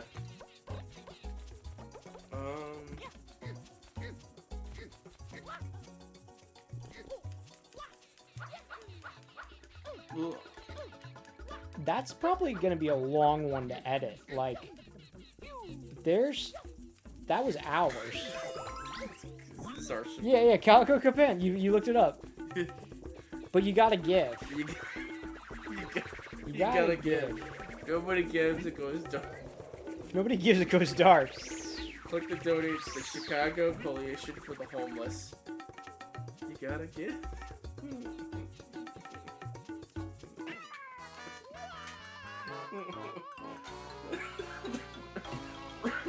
It says frickin' skate chino pants sold out. You gotta give. You gotta give. They're all sold out. What the heck? Yeah, he found it. How do people give? You gotta give. Yeah, so that's what's been going on in my life after the part 1 of the episode of Sunshine Part 1. TwitchCon is awesome. Oh, I became a Namco Bandai Creator Collective. I got into the Namco Bandai Creator Collective. Round of applause, that was good. And then I just found out today that I was added into the TikTok gaming program. No, the TikTok gaming creator program. I've been added to that. Because last night I played Pragmata, the new game that just came out. I put some clips up to TikTok, and TikTok liked it and like, hey, we invite you to join this program for Pragmatic, and then it's actually like, hey, I'm in the TikTok game creator program now, so that's pretty cool. So I got I'm like a TikTok partner now almost. That's pretty cool. I don't have the huge following, but I'm in the program. But you'll get there. I'll get there, yeah. On the first path. But I went into their Discord today. It turns out any new games that come in where they have like a program for like, hey, produce content for this, they'll hook you up with game keys. So it's pretty cool. So it's another avenue to get game keys on and some support. So it's pretty cool. Like, you know, I upload my Twitch clips to TikTok. So I guess that's a good thing. So that's awesome news. But yeah, I'm also part of the Bandai Namco Creator Club, Creator Collective, which I'll be getting keys. Actually, just got keys recently to play Little Nightmares 3, Code Vein 2. I had a nightmare last night. You did? Yeah. Yeah. Did you have nightmares a lot or no? Oh yeah, all the time. What are your nightmares typically consist of? If you don't mind me asking. I'll tell you what my nightmares are. I have like one like a major life change happen, and I'll be like, oh man, this can't be happening. Oh no. Yeah, I can't believe this is happening right now. Actually had. And then when you wake up, you realize, well, wait a second. That didn't happen. Thank God. Thank goodness. Yeah, exactly. Yeah. I had a nightmare last night that I got a girl from my dental school class pregnant, except I never have any relations with that girl. So I'm like, how did this happen? I'm like, I'm gonna have to marry this girl. Like, I'm gonna have to change my life now. And I woke up like, oh, thank God. Like I'm free. I had a dream that I had to take a final exam for a college class that I paid money for, and I needed to graduate. But you wake up and we're like, wait a minute. I graduated like 15 years ago. What class? I have one similar to that, where I'm back in school, and there's a class that's been going on all semester, and I haven't gone to a single class. I don't know, for whatever reason, and the final is the next day.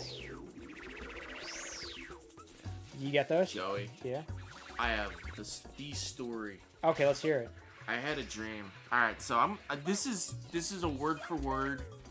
This is a story. This is something that happened in my dream. Yeah. And I had one of these nightmares where it's like something happened. Yeah. And when I woke up, I'm like, that was a dream. Thank goodness it was a dream. But at the same time, I was just like, what the heck? Mm-hmm. So I had a dream that for some reason, I was in Los Angeles, California, to attend like a gaming award show, like the Game Awards. Let's just say it's the Game Awards. Some Game Awards, because I'm a content creator. Makes sense. I stream. So I got invited to a gaming award show in Los Angeles, and it's gonna be at this fancy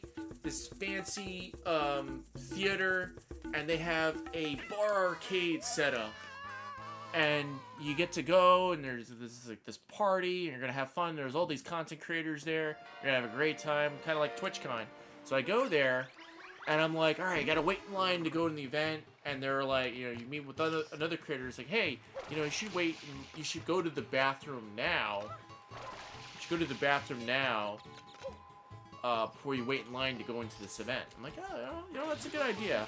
So I go into the bathroom, and there are no working toilets in this bathroom. Like, either the toilets are overflowed, somebody's using them, there's shit overflowing everywhere, there's no urinals that are working, and you're walking around this big bathroom, and you're like, oh, cool, there's no toilets. Where am I supposed to go use the toilet before I go into this award show? Then I'm like, oh, they have vintage toilets. Go into this room, and it's the toilet museum. So there's a toilet museum, all the vintage toilets and urinals that you can go use. And I'm like, all right, you go in here, and I'm like, oh, here's a urinal, a vintage urinal where you can go use. And I used it, and alarms started going off. Like, you hear alarms going off, wah, wah, wah, wah, and then, like, a security guard comes over, and it's like, you're in big trouble. You weren't supposed to use that urinal. This is a museum. You damaged private property. You need to come with me to the office. And I didn't walk anywhere. I just turned, and then there's this speaker with the button, kind of like a conference call, like phone. You ever go to like a conference room and they have like that speaker in the middle? Yeah. She hits the button and goes, dun, da, da, da, da, da, da, da, da, da, da. It's like, you're in big trouble now. Speak to the boss. He said, hello, man. I don't know who you are. I don't know where you came from. But you are in big trouble. And I know you feel bad right now. I know you're all like, oh, Vladimir. By the way, the boss's name was Vladimir. His name was for Vladimir. sure, in the dream, his name was dream. The boss's name was Vladimir. You know what they say about dreams? If the boss's name is Vladimir in your dream, it's his name is Vladimir in real life. In real life. Yeah. Not peeing in the toilet.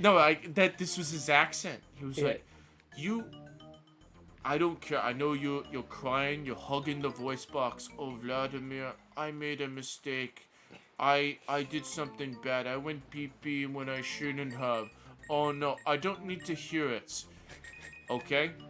Hear my words. If you fuck with Vladimir, we fuck back. That was the slogan. That was the word. If you fuck with Vladimir, we fuck back. So he's like, you owe me money. You owe me $7,986.62. You need to pay this right now. This comes with a certificate that says no guarantee on it. And so he hands me a certificate. The lady hands me a golden, like one of those golden tickets from like Willy Wonka and the Chocolate Factory. And it's like, this comes with a certificate that says no guarantee on it. So she hands me a certificate and says no guarantee on it. And it says 7,600 whatever. And it's like, you have to pay this. And I'm like, huh? I said, alright, let me go get my checkbook. And I got up, I woke up, and I'm like, holy crap. What the fuck just happened? I just woke up, and I'm just like cracking up. I'm like, I owe this guy $7,000 because I peed in the wrong urinal in this bathroom that's this vintage toilet that turned out to be a museum. And I was like angry because I wanted to go to this award show in Los Angeles, and I'm like, oh, great. I'm not even in Los Angeles. I'm back in dirty Jersey. If you fuck with Vladimir, Vladimir fucks back. Yeah, do not fuck with Vladimir. If you fuck with him, he fucks back. It's funny you say that, like a nightmare where you owed someone money. You owe money. You owe him $7,982.63. I have a dream that I had a dream. In my Martin Luther King, I had a dream that I was on this cruise with my friends, right? Yeah. And we were getting onto the boat, and I ran into someone who I used to work with. And I'm like, oh, we're going on this cruise. You should come. I think we could fit you in our room. Just come with us. We already paid for the room. And we got this person onto the cruise. And then as they're like having their like cruise orientation, they go, yeah, and if we find out that you snuck anyone into the cruise, we're going to be paying special attention at the ports. You're going to have to pay a fine of $15,000, double your $7,000, $15,000. And I was like, we're going to have to sneak this person off the cruise at the port. They cannot find it. I'm like, we got them on easy. We have to get them off. Like, and they said they're going to be looking. I can't pay $15,000 just for this person to go on the cruise. Yeah. Now, when you peed in the dream, did you pee in real life? No, you don't pee in real life. Okay, I gotta tell you. If you feel like you really have to go to the bathroom in your dream, and then you go to the bathroom in your dream, you don't pee in real life. It doesn't happen. Are you sure? I am absolutely sure. I'm gonna tell you something. I'm gonna tell you about a dream that it doesn't happen. I'm gonna tell you about it wasn't necessarily a dream that I had. But when I was a little kid, this is a funny story It for doesn't you. happen, Joe. I'm telling you. This was a funny story for you. You ready? Go for it. Okay. When I was a little kid, I don't know how old. It had to be prior to elementary school. In elementary school or younger. My mom, I called for my mom in my sleep because I had to go to the bathroom. Go to the bathroom. And my mom turns on the lights and she's walking through the hallway. And she sees me stand up out of my bed. And I open my sock drawer. And I start peeing into my sock drawer. Standing up. This is a true story. This is in the dream? No, that was in real life. I slept walk. I slept walk and Okay, peed into my... That's different. I slept walk and I peed into my sock drawer as a little kid. No. Again, if the chat has any personal questions they'd like to ask me, I'm more than willing to answer. I have another dream that wasn't my dream that I'd like to share now. Okay. Okay, this was Nick's dream, and this is really funny. And Nick can tell you this dream himself, too, because he references this dream a lot. Nick had a dream once that he was in high school, and a high school teacher we both had named Dr. Smith, an English teacher, she gave Nick this big French bread, like this big piece of French bread. And apparently it smelled so nice. It was like this really fantastic piece of bread. And he was like carrying it around. But he really had to pee in the dream. Oh. And he goes, I don't know what I'm going to do because where am I going to put the bread? You got the bread. So he's like carrying around this like French baguette, this long baguette.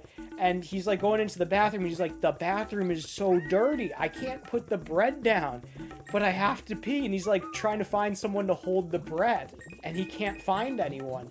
And he's like running around panicking. And he wakes up because he's stressing out about what he has to do with the bread while he goes to the bathroom.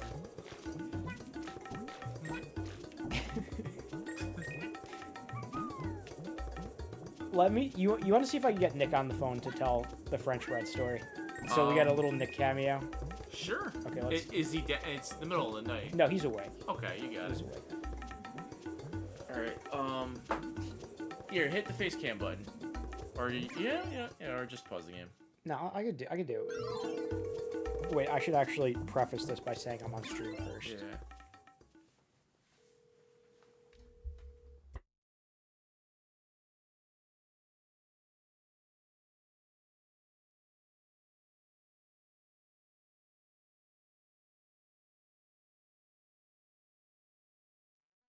I'm on stream right now. I'm with Frank. You're on speaker. We were discussing nightmares, and I wanted you to tell them about the dream with the bread. Oh man. Here, hold it up to the...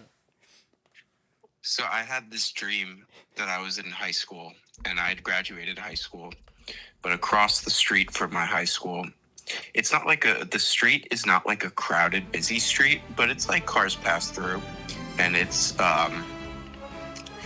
like across the road is this retirement home, but it's kind of set back like behind some trees and stuff. So I had a dream that my high school had bought that building too. So it was like the main high school and then like the auxiliary high school across the street. And I was going to English class, and somewhere along the way, I had picked up some bread, like an Italian bread, like a foot long, like just Italian loaf that you would get from like a bakery. Yeah. I was just carrying around this bread, and it was in like a paper, it was like in a paper wrapping. So I'm just holding this foot long bread. I'm walking around with it, and I take a seat at my desk at my English class, Dr. Smith's class, but it's across the street. It's not in my usual English class. And I had to pee really, really bad. And I'm like, well, I can't go up and pee. So it's like, I can't get up and pee because where am I going to put the bread? You're going to put the bread, exactly. I had to pee really bad, but I couldn't go to the bathroom because I had nowhere to put the bread. And I was just sitting there anywhere, like in terror, like because I had to pee so bad, but I had nowhere to put the bread. I thought Dr. Smith gave you the bread in the dream. I don't think she gave me the bread. I think I had the bread before Dr. Smith's class. Oh, no. I think the dream started with the bread in hand. So you're walking to Dr. Smith's class With the bread. With the bread. Did you tell me that like the bread smelled really good too? Like there was some like quality about it? I mean, it was like probably from Calandra's Italian Village. The people on the stream could look it up. Like, they make a pretty good bread. They make a pretty good, like a Boston. It's really good. Calandra's bread is really good. Yeah.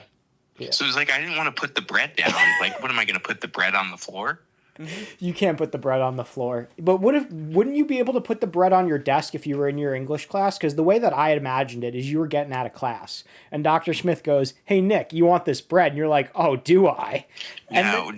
She didn't offer the bread in the dream. Okay, all right. But why couldn't you, in theory, leave the bread on the desk? I just felt like leaving that kind of food unattended, like it's really long and it could get dirty. It's a recipe for disaster.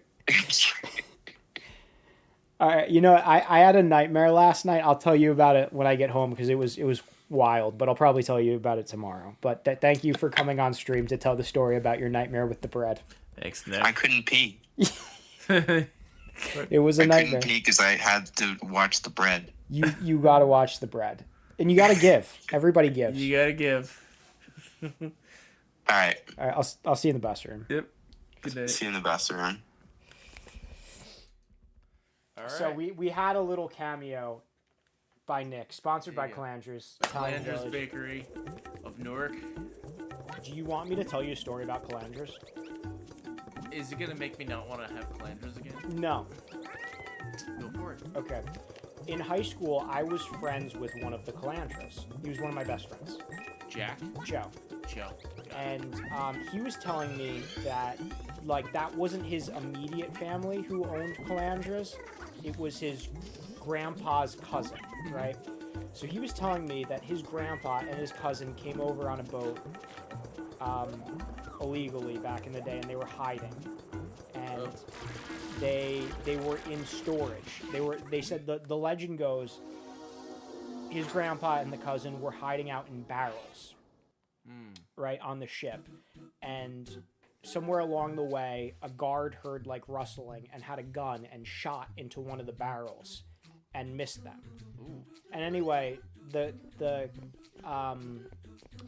grandpa's cousin went on to open up Calandra's Bakery. And not my friend's grandpa. But my friend's grandpa was really nice, and he had the shore house in Tom's River that he took us to.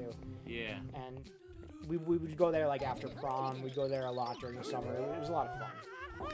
And I just died. That's Yeah. cool. That's great. What would Freud say about the bread? Or about smuggling, you getting shot in a barrel? Dude, I just think it was brutal The bread? that I wanted to go to the award show and I couldn't go because I had to pee really bad. Frank, if you fuck with Vladimir, And I Vladimir fucked fucks with you. Vladimir, and now he's gonna fuck back at me. Cause I fucked with him by peeing in his vintage urinal in the bathroom of this Los Angeles theater where they're hosting the Game Awards. Now, did you see an image of what Vladimir looked like? at all? No. There was no picture of Vladimir. It was just his a voice box talking. And he was just like, "Oh, I know how you're feeling right now. You feel really bad. Oh, Vladimir. Oh, can I please hug you? Please, I'll do anything you want. I'll kiss your boobs. No, I don't want to hear any of that. You fuck with Vladimir. We fuck back. That's don't fuck with Vladimir." Frank, how long ago did you have this dream? It was after TwitchCon, but before now. Okay, so Like November.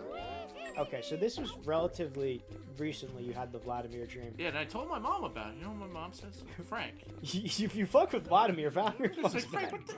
I'm very concerned. Very concerned of you. You need to start going to bed early. Stop streaming at night. I'm like, what does this have to do with anything? See, that's not Because it my... might have something to do with like not sleeping at night very well. I think that this has something to do with drinking too much water before bed. Could be. Because if you have to pee in your dreams, then you have to pee in real life. Yeah. And if you fuck with Vladimir in your dreams, You're gonna fuck back.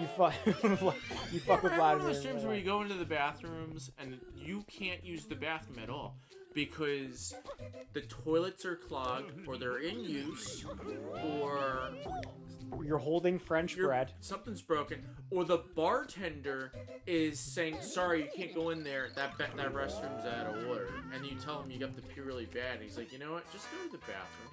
Just go to the bathroom. If you pee in the game, you pee in the dream. Yeah, you pee in the game, you pee in the dream, and you don't pee in real life. So, yeah, I didn't get to go to this award show. I missed out. Watch the host of the Game Awards is listening Vladimir? to the stream, and he's like, oh crap, we gotta send Frank an invite to the Game Awards. Watch if GF Keeley is in the stream right now. He's like, oh man, that's some story. Let's give him an invite to the Game Awards. Just don't pee in the vintage toilet and fuck with Vladimir. Don't fuck with Don't Vladimir. fuck with Vladimir. I think you might be onto something about this vintage toilet museum thing. I think that might be a venture that we can go into. I think Vintage we toilet. should open up the vintage toilet museum and then hire someone named Vladimir. Like, I think we should By the make way- your dream a reality. I don't know if it helps. The security guard was a woman. She Yeah. walked into the men's room. That's She walked into the men's room, and I remember getting up and like, why is there a female security guard going into a men's room, telling me I broke the law? I fuck with Vladimir. I gotta fuck back. He's gonna fuck. He's gonna mess with him, mess back. if you pee in your dream, you pee in real life. Yeah. So. But it was a cool looking toilet. It was like it had like a slot machine attached to it. It had a slot machine attached. Oh to yeah, it? you ever one of those dreams where you're gonna go, you want to gamble in your dream, I've never wanted to gamble in one of my dreams. and all you have is $10 on you, I've and you're like, never. you want to go to a blackjack table? Oh, you can only take 15. Then you find the $10 table, and it's like, okay, all right, you gonna play? Oh no, you're gonna wake up. You wake up. Logic Master Redeem toilet. Logic Master redeemed. Toilet. If you pee in your dream, you pee in real life. Where's the toilet? Second row, second column. Go on the second page, second row, second column. To the left. And hit your arrow button bottom left. And you're ready to hit the game button when you shoot. And that's all. Lots of charisma. I could be selling the house. Exactly. Hit the button. There you go. There you go. The toilet. Thank you for using the toilet. Yeah, I just hope you didn't bring your bread in there. I just hope you didn't mess with Vladimir, because that was a vintage toilet. Logic Master, that was a vintage toilet. You're in trouble, okay? We're gonna call up my boss, alright, on the speaker box. Just listen to what he says. You fuck with Vladimir, you fuck back. There you go. I'm just kidding. I think that should be a redeem. I think a redeem should be you fuck with Vladimir. You fuck with Vladimir, you I think you have to do the voice too. It just has to fuck play. with Vladimir. Vladimir fucks back. Vladimir fucks back.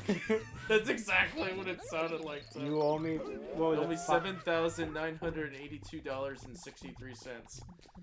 I don't know why that amount. It wasn't like $100. It wasn't like 200. It wasn't 1,000. It was $7,000. Could have said 8,000, but no, $7,983.62. Play that number on the Powerball. Maybe that's what I was supposed to do. Play that, the pick 4, the Jersey Cash 5. Frank, watch this. Watch you pick that number in the Powerball, right? And you win. But the thing is, someone else picked those numbers, and it was a guy named Vladimir. And it turns out that it was a money laundering scheme, and he gets mad at you for winning the rest of the prize. Vladimir, You that's fucked with what it is. Vladimir. Yeah, he's gonna fuck back. Let's do this, Frank. Let's finance a short independent movie where you have this dream, right? It's called Vladimir. It's just called Vladimir.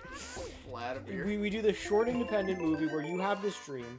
Yo, we got a Darth Elwood Thank you for the 11-bit cheer. Appreciate it. No Amiga tonight, Darth, but this is my cousin Joey. I'm Joey. He's Italian. I'm Italian. We're playing as Mario, who's Playing Italian. Mario. Darth Elwood's Italian. He's from Italy. Oh, really? And my mom's In went to Italy. In Italy.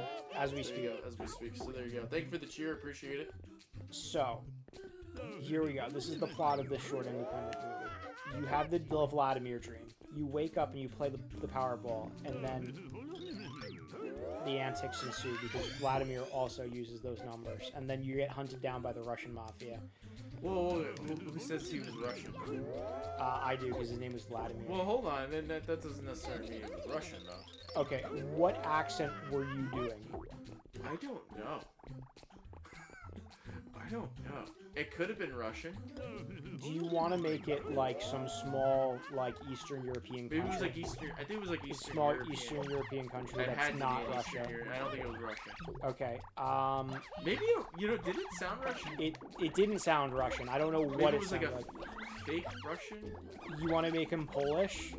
Should that It's Vladimir called be Polish? Yeah. We'll call Vladimir Polish. I think there's a Twitch streamer. Is he Polish? Let's find out. The rabbit hole keeps going There deeper. is a streamer named Vladimir. And let's see. Vladimir. There is a Vladimir. There is a Vladimir. And he's not live right now. His last live was March 7th Of last year. of this year. Of this year. Hasn't streamed in over a month.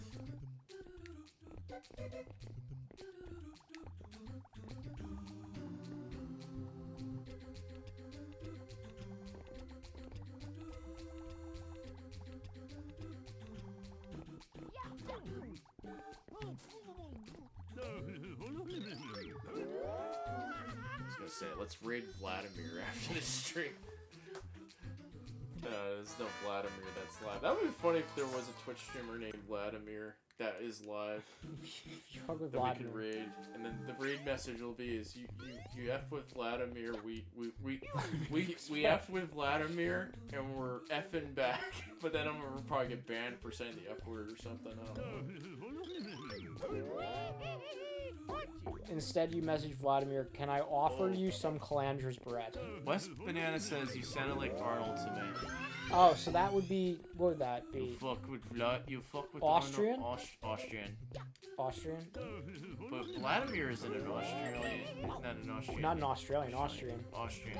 I guess there could be an Austrian Vladimir. And then Vlad gives you French bread. You gotta give.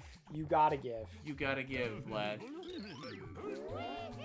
You know something? I think we're really picking up our steam on this stream. Not so much playing this game, but just in the content that we're creating. This is what improv is, basically. Yeah. No, come back. Brother. You know, it's a shame. It had to be Calandra's. It was Calandra's. Calandra's. I mean, it's not like Calandra's bread is that expensive. It's getting a hold of bread, going to Calandra's on a Sunday morning after church for Sunday gravy. Frank can be hard. Do you want to go to Calandra's after this? We'll stream all night, and when we wake up in the morning, Go to we'll go to Calandra's and we'll get a bread, and then we'll pee in a vintage toilet. Vintage toilet. Yeah, let's do it. I'm gonna. What comes to your mind when, like, if you had to think of a place that had a vintage toilet? What are you thinking of right now? A vintage toilet. We'd have to. Oh, shit. We would have to go to a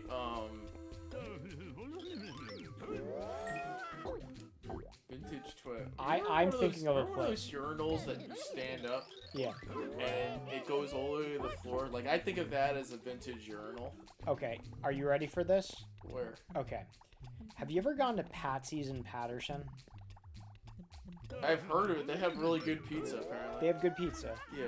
But this is like, you know, like the club that we used to go to for our like Christmases. Yes. It's very similar like a to hole that. in the wall. Yes. Yeah. It's got, you know how the club has that wooden paneling everywhere. Yeah, that's what Patsy's is. It's essentially the club. Like one for one, it's the club. But the thing is, when you go into the bathroom, they have a traditional toilet, and they have like what looks to be like a sink, but combined with like a feeding trough. Like, so it's low to the ground and it's long. It's a long like urinal, and trough, you pee in that trough. Yep. And I feel like that is a vintage That's toilet. a vintage toilet, yeah. So I just remember a place where it's a place that has like one of those standing toilets. A standing toilet? Yeah. Like, what do you mean? The Belmont Tavern. I haven't been there. Yeah, Belmont Tavern has one. Really? Yeah, they have like a vintage toilet. What do you mean by standing? Like you ever see a urinal? You know when a urinal like it goes to your like crotch area. Yeah. Like the porcelain part. The porcelain part it goes all the way to the ground where your feet is. Oh, okay. That's like I say like a standing urinal. Like I'd say that's like a vintage like urinal. Okay, we had a bunch of those in my, I want to say middle school. Middle school, elementary school. They had, Yeah. those old buildings had them. But I don't think that those buildings, or at least mine, I didn't think that they were that old. You ever see The Godfather? Yeah. You know that scene where he goes to the bathroom and he gets the gun out of the toilet and the toilet tank's on the top? Like, Yeah. that would be a vintage That would be a toilet. vintage toilet. Yeah. Actually, you want to hear something really funny? Yeah. You remember, like, your childhood house? Yes, I do. Okay. When I was over there once, I was playing The Sims, I think, with you and your sister. Horrible game. Yeah.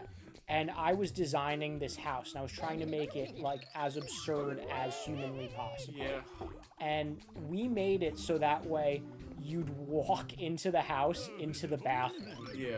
And we were looking at toilets, and one of the toilets that we chose was where the tank is on the ceiling. Like, I distinctly remember that. Yeah. Turlet. I've been losing a lot. We're really not making much progress. Well, you in this keep getting the one up, so it's fine. No, but I'm just saying, like, we're not progressing. Like, at some point, maybe I should let you play, but I also feel like at a certain time, I'm gonna cut myself off. You'll get raided. I'll be like, that's it for me for the night. I'm running a marathon on Sunday. Oh, that's Or right. a half marathon on so, Sunday. yeah, do you want to talk about your half marathon?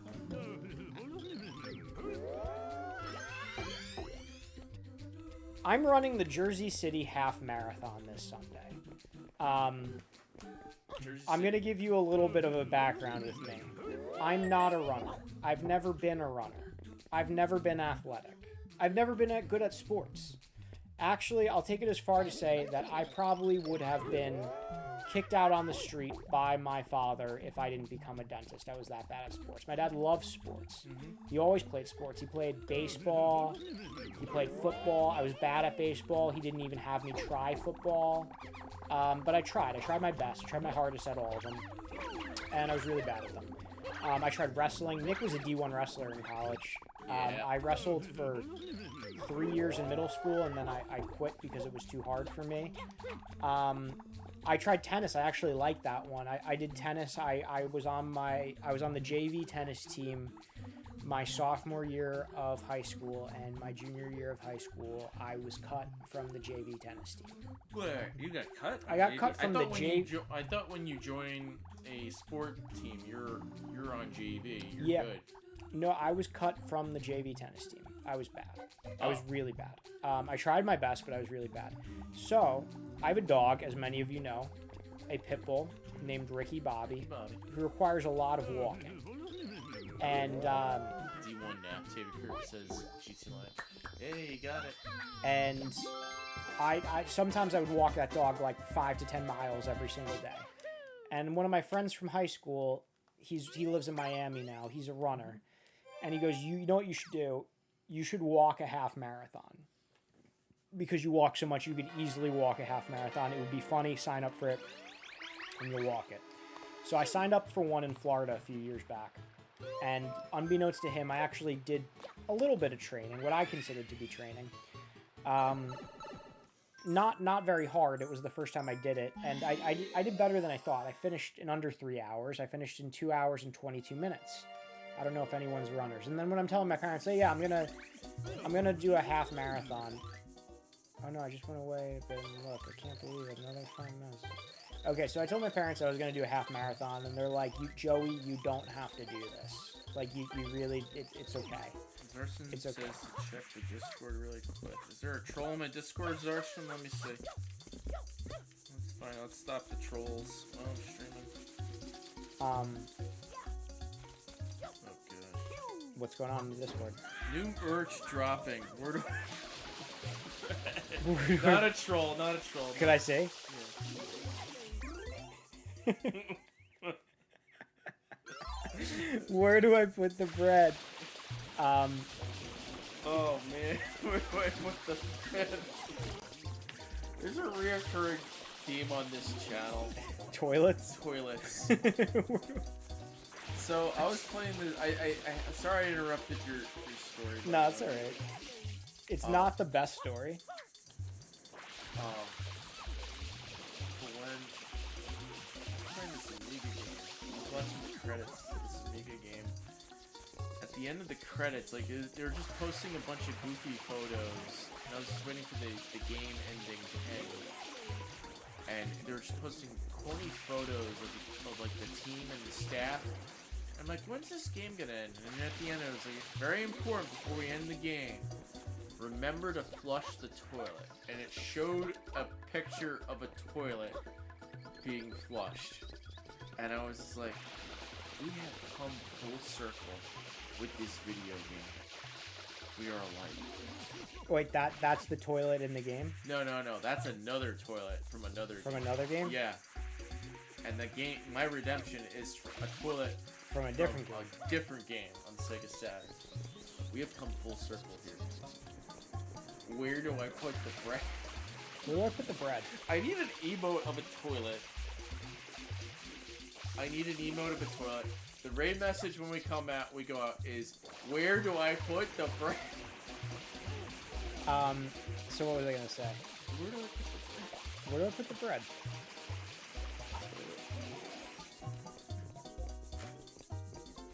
What was I gonna say? Guys, you tell the story. I have an idea. What?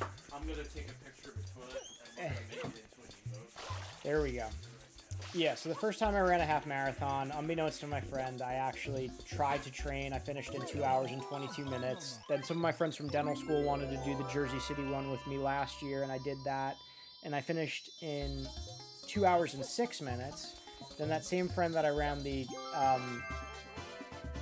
Fort Lauderdale one wanted me to run the Miami one about a month or so ago.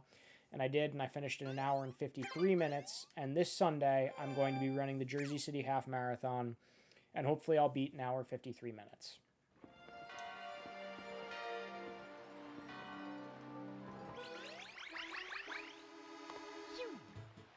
Thank you very much.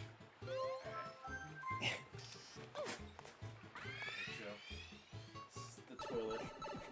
We gotta make it into an emote.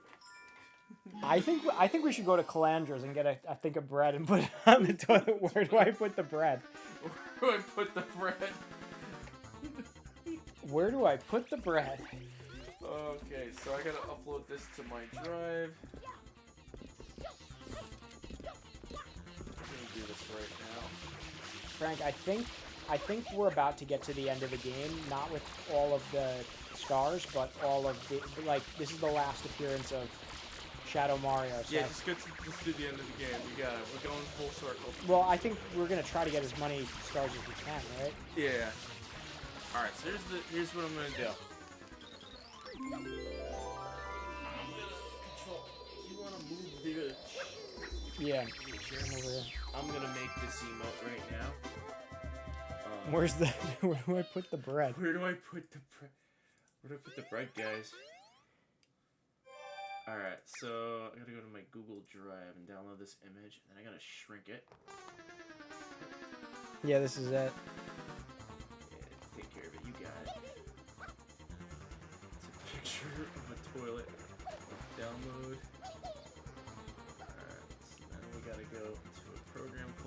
he GIF? Is he GIF? You want to make a GIF maker? You want to make a GIF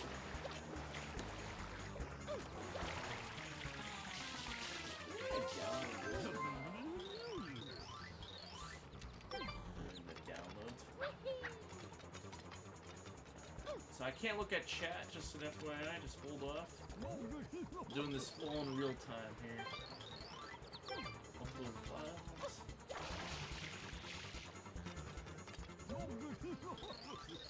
Uploading. I like how it uploaded it sideways. Can we rotate it?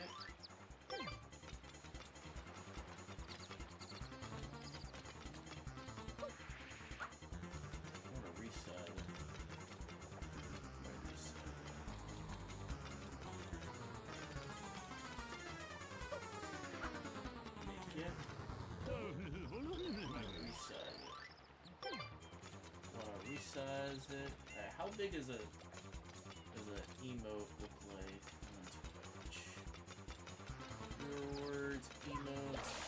Doing this all in real time. So standard emote, we want 112, 112. Okay, so 112.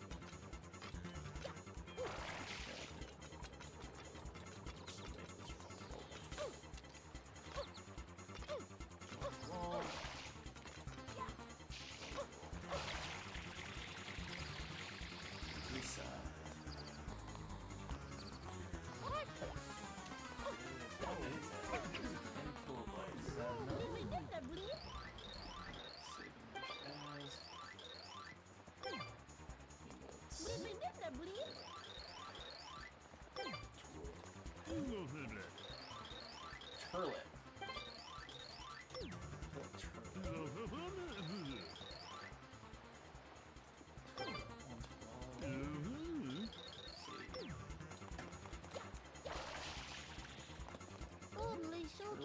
Oh, got damage from that. Saves it as a gift.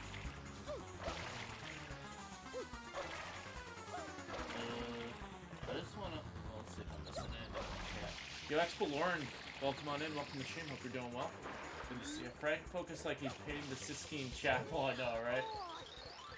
Good to see you, Lauren. Welcome on in. We're about to make a new emote live right now. I'm just trying to get it. We do it live. Doing it live. Let's see here. Can I? What if I do Optima? Oh, if I do save. Okay, open it up. There it is. Okay, so can I copy this image and go into like MS Paint or something?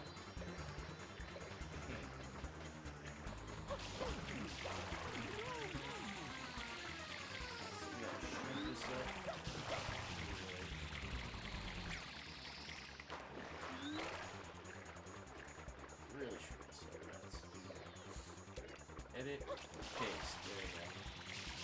Save this as a PNG. Yeah, save it as a PNG. Alright, where's our emotes? Turlet. Yes, please. Okay. Go to the emotes page.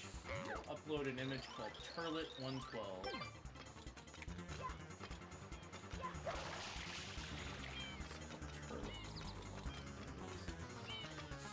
Turlet.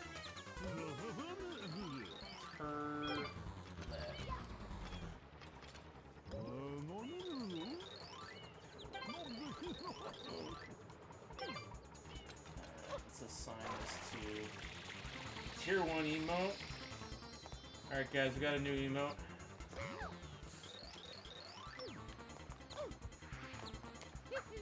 Turlet. Oh, I gotta hit refresh. I'm gonna hit refresh right now.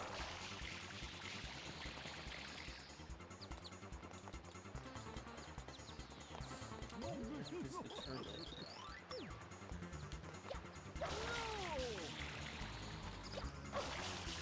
Turlet emote. There it is. Right there, guys. New emote. We got a toilet. Turlet. Got a turlet emote. Joey, got a toilet. There it is. There's the turlet. There's the turlet. It's called the turlet? The turlet. Oh, it's not called Where's the Bread or what was it Where's called? the bread? What was it? What do I do with the bread? Where do I put the bread? Where do I put the bread? Alright. Where do I put the bread? Where do I... Alright. It's gonna be so funny for people who don't know.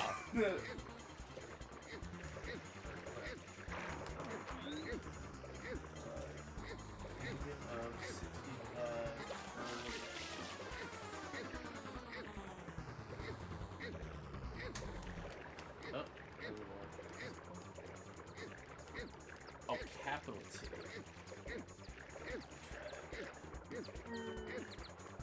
Capital T.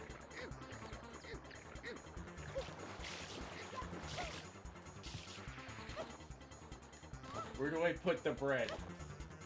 Where do I put the bread? Where do I put the bread? Alright, we're gonna make a Nightbot command now, because Nightbot has a sub. Dashboard. Frank, where do I put the Where bread? do I put the bread? Alright, where's my raid command? Raid.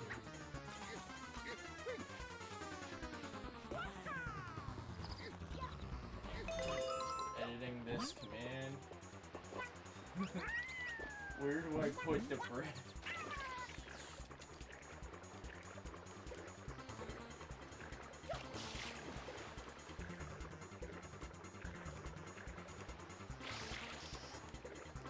Update. Alright, somebody do exclamation mark raid. I'll do it. Boom. Where do I put the bread? Where do I put the Where bread? do I put the bread? That's the raid message.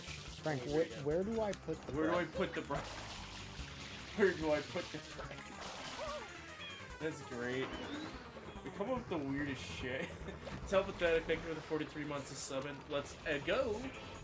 And Lauren. Let's thank you say for Go stopping King in. of Thank you 65 for coming in. Amy. Let's get a shout out to Lauren. I met Lauren at TwitchCon. We were talking about TwitchCon earlier. So, thanks to Lauren. Oh! Where do I put the toilet? Where do I put the toilet? Where to put the toilet? Oh gosh. Oh wait, that's your phone. This is my phone. That's the bread. Where do I put the bread, guys?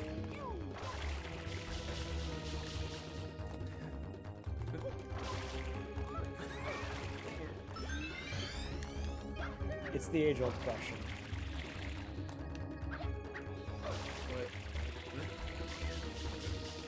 Put the bread. Put the bread. Philosophers have been Where wondering do for I put decades, the bread? for millennia. Where do I put the bread? Most people on Twitch, they hire an artist, or they are an artist, and they make their own emotes. Frank, I think we created some art tonight. Not me. I take pictures, I take video. Most of my emotes are all GIFs of myself. When we do the anime opening, when we make the King of APOC anime opening for your stream, Well, that's gonna be in there. Is where do we put the bread? where Dun do I dun put dun the dun bread? dun dun dun dun dun. Alright, There's just gonna be plan one in. there's gonna be a picture of us with the bread and a toilet. Where do I put the bread?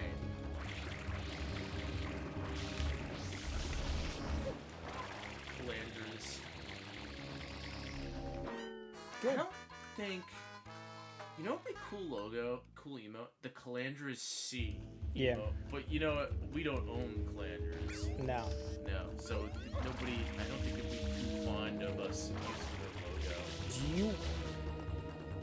I actually can't tell the story on stream. It's a personal story. Yeah, it is a personal story. I don't think you can tell. I don't even know. Yeah. I don't even know the concepts of it. You'll tell me. Sometime. I'll tell you off Yeah, stream. off stream, good.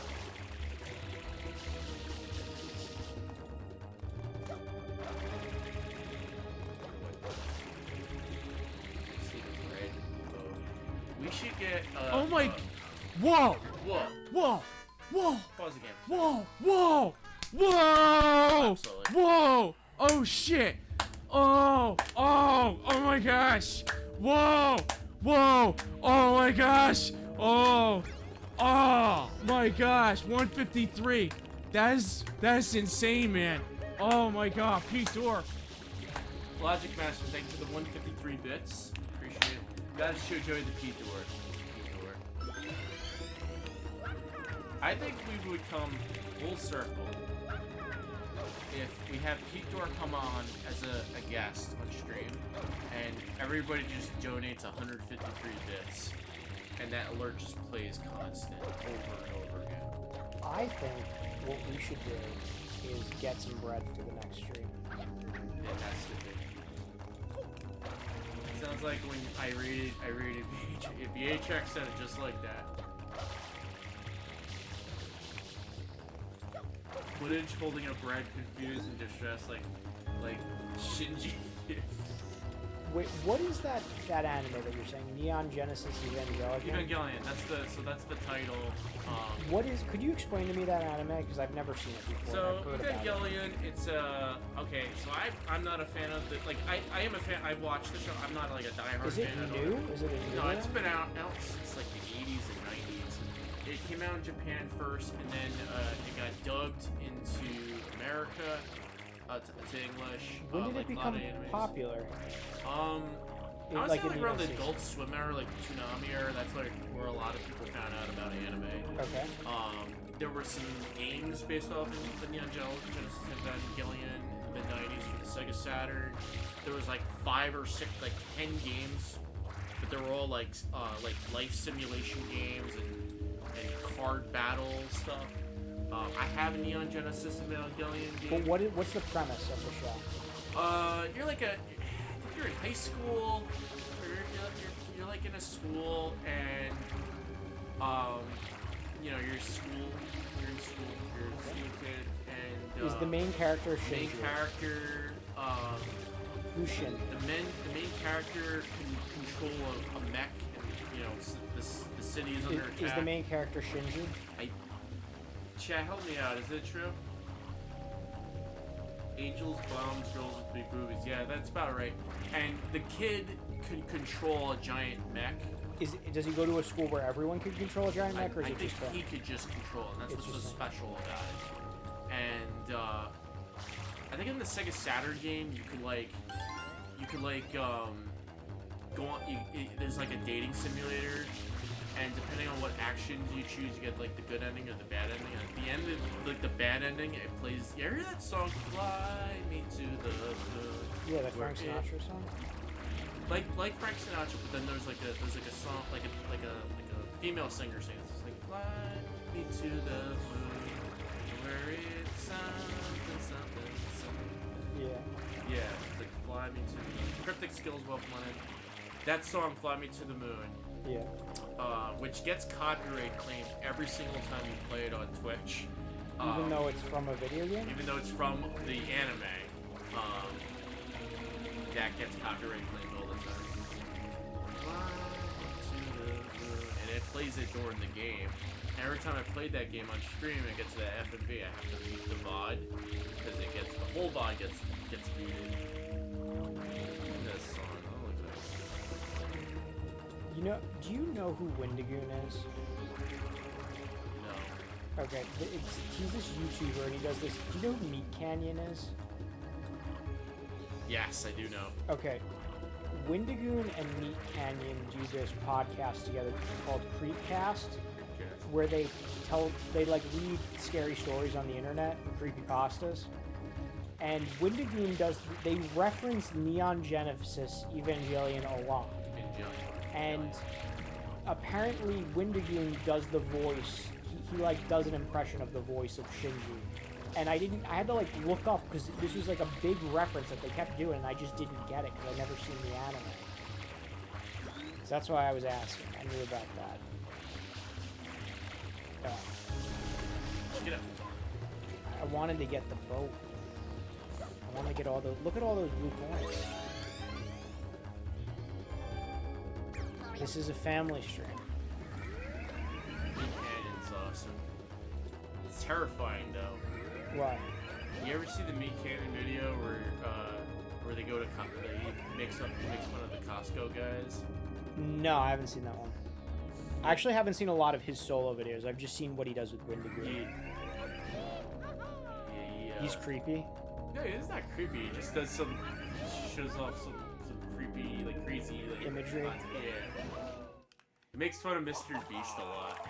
Really? Yeah, he takes shits on Mr. Beast all the time. Come on in, Mama Peach. Voice acting in a Mario game. The only time Bowser talks. I'd say Meat Cannon is like the South Park of Twitch and YouTube. Like he makes fun of like Twitch and YouTube, like parodies, that stuff, like streamers, big time YouTubers and stuff like that, TikTok stars. That's what Meat Cannon does. He's hilarious. He's on funny though. Yeah, Vidcast, he's cool. He's like the video. He's like Donkey. Yeah, he's like Donkey. Like that kind of. Yeah. Speaking of Pete Dorr, Donkey was on Pete Dorr was on Donkey's stream. He reviewed a video that Pete Dorr did. It was like sort of making fun of it. It was Pete Dorr's top 10 video games of 2010 of the decade. And he was like, oh, no way. Joey, are you going to Italy soon? I'm not, no. I was in Italy this past year.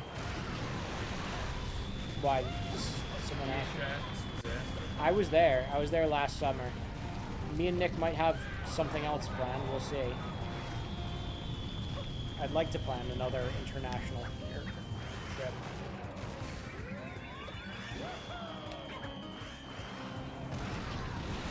Mario.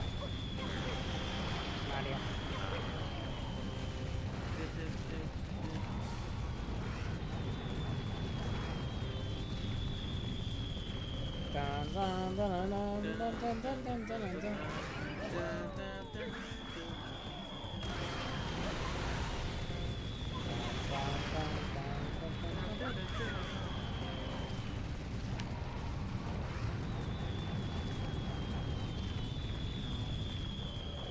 Wait, I think I just beat the boss. This is significantly easier than Bowser in the Mario 64.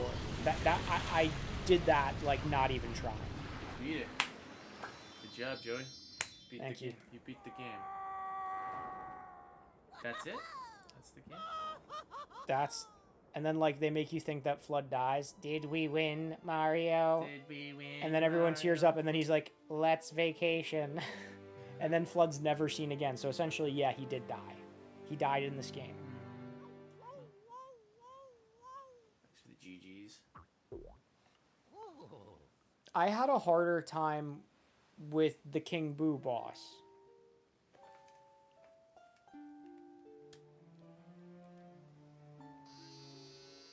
Did we win?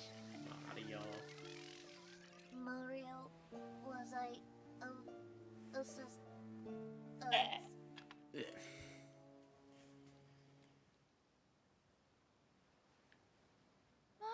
Mario, look.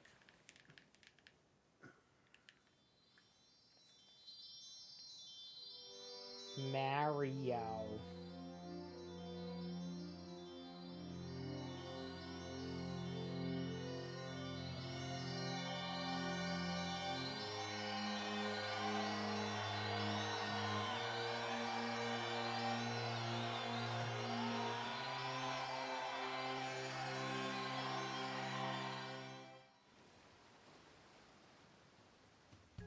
Remember, if you fuck with Vladimir Junior, Bowser, I've got something. you fuck back. Vladimir Bowser fucks back. Princess Peach. I know she's not really my mama. Is it Mario, not Mario?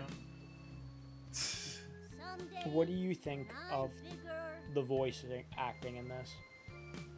I think it's alright. I mean, considering this is like the first Mario game where there is actual voice acting, full voice acting, not just like the voice acting at the end of Mario 64 Strong as ever. that we got. Mario Party on 64 didn't get voice acting. I think the Bowser is horrible. He talks like this. It's so Talks like cartoony. this, This is me overacting as someone who has a deeper voice. Like, he went from having the voice of, like, a sped-up cheetah in Mario 64 where it's scary to, I talk like this. Vacation starts now. There it is. Super Mario 64. So, Joe, is there a challenging stage on here? Yeah, you did it. You did the challenging stage. I did? Yeah, I mean, I'm sure there's other ones. Do you want me to give you a challenge? Do you want to do the Frank challenge in Mario 64? You want to give me a challenge? I'll do it. Yeah, I'll give you the Frank I'll challenge do in a Mario 64. Let's do this. It's 1:21. Yeah. Okay. I'm gonna cut myself off at 2, and then I'm gonna head out. Yeah, 2 o'clock. We'll cut ourselves off. But let's try. I'm gonna try to get as many of these stars as I can in the meantime, and I'm gonna tell you what the Joey challenge is because I was never able to do this. I'm gonna give you another challenge that I was never able to do. There is the ghost stage, the Shining Hotel stage, and there are blue coins. I was never able to get the blue coins because something weird happens with the camera. When you spray the X's or the triangles or the squares, a blue coin shows up somewhere else in the stage. You know what I'm saying? There's a bunch of them. But the thing is, like, you spray them and the blue coin shows up somewhere else. Because of the way the camera work is, you can't see where it shows up. So it's somewhere in the hotel, and I never knew where they were. So that's the Joey challenge for you, is if you could find out where in the hotel and get all the blue coins doing it that way.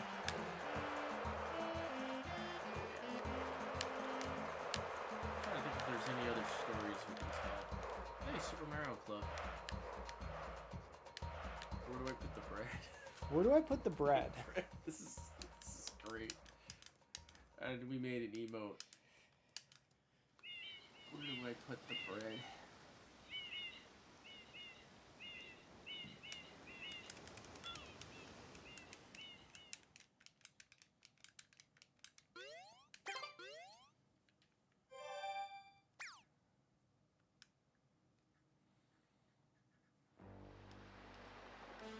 That just sounded like Larry David. Oh, Bowser's voice. Oh, Bowser. Oh. Oh.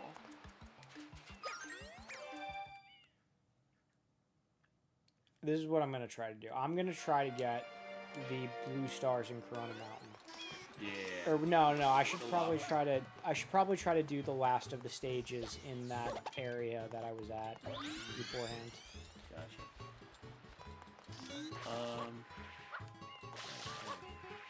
Is there any Mario game you have not played yet? I haven't beaten Mario Galaxy 2. I have it, and I also bought it for the Switch, but I haven't beaten it. I have Mario Galaxy 1. I've never 100%ed. I've never 100%ed. Have you ever played Super Mario? Yeah, I really like that game. You played the whole game? Yeah, I haven't 100%ed it, but I beat the game. Yeah, I beat the story mode of the game. Me and Nick played it together. Okay, so you never did the whole 96 exit thing? No. Oh, wow. Oh, I'm sorry. I played Super Mario 3D World. I'm sorry. No, Super Mario World on the Super Nintendo. You Oh, never like played with that? Yoshi. I've okay. played it. I haven't beaten it. Would you like to play it one day? Yeah, we could play it one day. Yeah, Yeah. that's a game. I know you don't like, not that you don't like them, but like maybe like the older 2D games. They're harder. They're definitely harder. You'll like them, but like you don't vibe as much with them. I didn't grow up with them. I the grew up problem. with You didn't grow- 64. yeah, you- I grew up with 64, Sunshine, Galaxy. Yeah, see, like you'll play Mario. We can play Sonic Adventure. Like pretty grew up that. I grew up with that. Yeah. So like playing something 2D, not so much it's boring. It's just you just It's didn't grow up with it. It's harder. Yeah. I will tell you, it's harder. I've tried to. Cinemassacre wanted me to play Mario Bros. 3, and I did. And I was We tried doing. I was really bad at it. I was really bad at it. Yeah, you weren't bad. I think your TV had the input lag on there. Yeah. Yeah, that's the problem. It shouldn't have because we used the retro thing. I had to mess with my TV settings, but I think I got it going now. I don't know. Oh, do you want to talk about the TV? What about the TV? You remember the TV? You want to talk about the TV? Not your TV. Technically not your TV. TV during Easter. Yeah, remember when we took the TV from your basement? Oh, yeah. Yeah, we can talk about the TV. Okay. All that work with the TV. Yeah. So my mom wanted to get a TV in the kitchen. Wanted to put a TV in the kitchen, so Joey had a spare TV in his basement. And I think it belonged to our grandmother. And we had the spare TV. We wanted to get it. We were trying to spend all this time trying to get the TV. We couldn't find the remote. We couldn't find the power cable. And I ended up just ordering the power cable. So we finally go and hook up the TV, and guess what happened to the TV? What? It's smaller than the older TV. Really? Yeah. So I'm like, why do you want to hook up an older TV? Why do you want to hook up this new TV? It's smaller than the old TV. What's the big? Oh, I don't think it works. I'm looking in the back, like, Ma, the old TV is not even plugged in. That's why it doesn't work. Really? Yeah. So you don't have it anymore. You have the. No, we still have the new TV, the one that you gave us. Really? Yeah. So we got a new TV because the old TV wasn't even plugged in. Wow. As besides the fact the TV didn't have like Netflix, YouTube, Hulu. It wasn't a smart TV. That TV that That's you a had smart TV. was a smart TV. But then, like, when we were hooking up the TV, she's like, "Oh, we got to get the Fire Stick hooked up on here." I'm like, "Why do we need the Fire Stick if we got a smart TV?" Yeah, because Do you not understand what a smart TV is? I don't know what the smart TV is. I'm like, so we upgraded to a smart TV that's smaller, but you were ready to hook up a TV with the Fire Stick, which you found out the old TV, the bigger TV, wasn't working because it wasn't plugged in.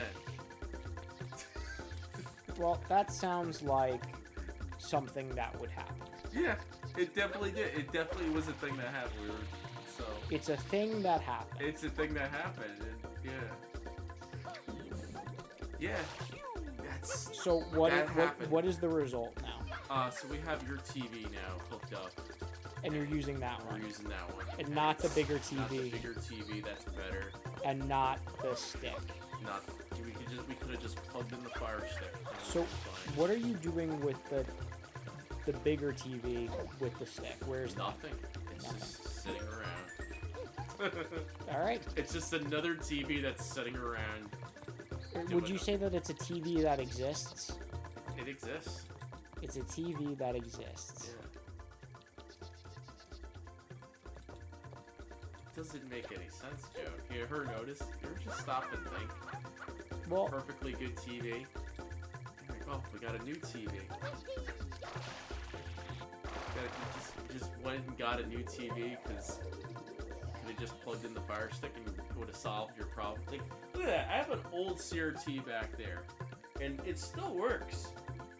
You know, I could hook up a Fire Stick if I really wanted to. Could have got an HDMI to AV converter, which I do have, and I could put up Netflix on there if I really wanted to. Heck, I could hook up my Xbox 360, which takes composite video, and just load up Netflix on there if it allows it. I can even do it with the Xbox One. You don't have to get a new TV. Frank, I woke up this morning and I got a new TV. Woke up this morning and got a new TV. I think I said it was a smart TV. And then I woke up the next day and got a new TV. Do you think TVs are a scam? Yeah, TVs are absolutely a scam. You don't need a TV anymore. All you need is a monitor and speakers. Yeah, that's the it. monitor has HDMI. You plug in the cable box into it. Yeah. If you find a way to separate the audio to the speakers, you're good. You don't need a TV. Because the TV has the ability to plug in like a coax cable, but you can't even use cable straight to the TV anymore. You have to use a cable box with some sort of service. You can't just use antenna anymore. Time to put that big TV out of business, yeah. So why do we have TVs anymore? It's a scam. It is. It's a scam. It's a big scam. People think that, TV means, old ages. TV is dead. It's done. I remember being in high school in the year I want to say 2009. And I had this friend named Masha. And she came over from Russia, and we called her the Russian spy. No relation to Vladimir. And she lived with her parents and her brother, Dmitry. Very Russian. And Dmitry was a hacker in the Anonymous group, right? And this is all going to relate back to what we're saying. I'm going on this massive tangent. And Dmitry got arrested because he made a Church of Scientology print out a bunch of black pieces of paper, and they put him under house arrest for a long time. Oh. So I would go to their house and I'd hang out with them sometimes, and I thought it was really funny that I was in high school and I was hanging out with my friend, she was very pretty, and her brother who was a convicted criminal, and they had no TV in their house. I'm like, how do you guys have no TV? And they're like, actually, Joe, you don't need a TV. If you have a computer, you could watch whatever movie or show you'd like. And I'm like, how is it possible to learn this magic? And because at the time it was like it was before streaming, it was prior to any of that happening. And then What was that? Was it buggy? yeah, it's a little buggy. It's a little buggy. Yeah, and anyway, her brother Dimitri ended up giving me his copy of Pokemon Leaf Green version, which is another story. But yeah, I haven't seen her in years.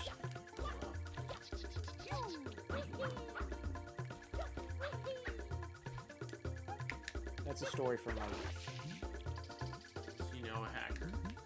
I knew one. I haven't seen him in years. I don't even think he'd remember me if I were to come across. I don't think I would be able to recognize him. Okay. Like, we're talking over 10 years ago.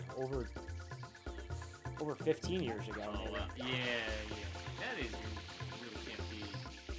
can't really be a hacker. There's really no such thing as a hacker anymore, technically. Well, you could definitely hack You into can hack someone's things, computer and make them print out a bunch of black. It was the fax machine. Yeah.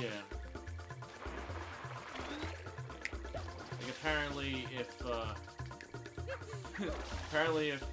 somebody told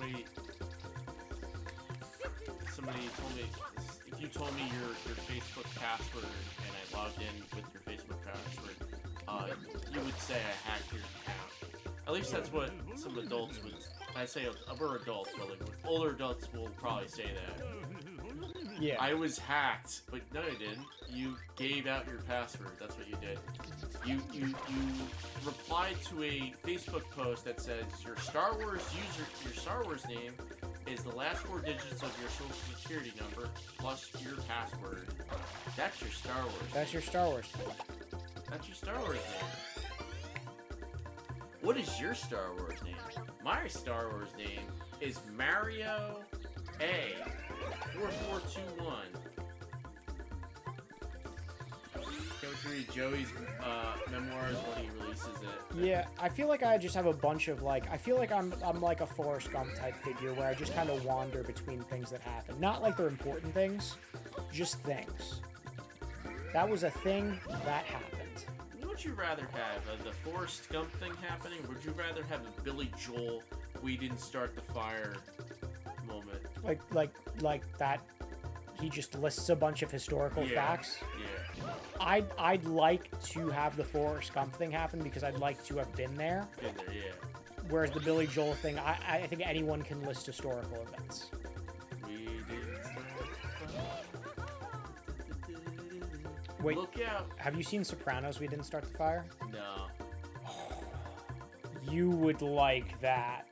Where it's not we didn't start the fire. It's Tony Soprano from the Sopranos game, and he's like it's dubbed I didn't start that fire, and he's talking about the Vesuvio, and he just like lists events that happens in the show. Yeah.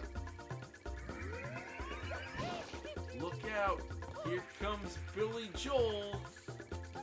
I didn't start that fire. I swear on my mother, I would never do that. His mother You was were a like mother. my brother. Oh, nice. His mother was a mother. His mother was a mother? Yeah, his father was a mother. His mother was a mother. You were like my brother, I would never do that.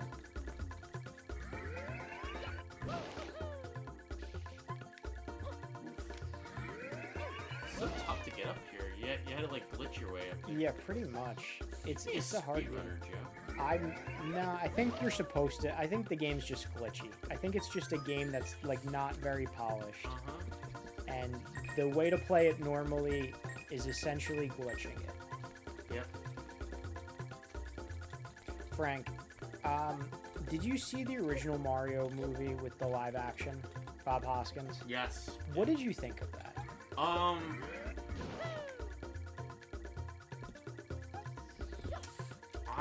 When I first saw it back in '93, I'm like, oh, did you see the new Mario movie? And I'm watching it, I'm like, where's Mario? I'm thinking of like a cartoon character, and I see a live action character. I'm like, this isn't Mario.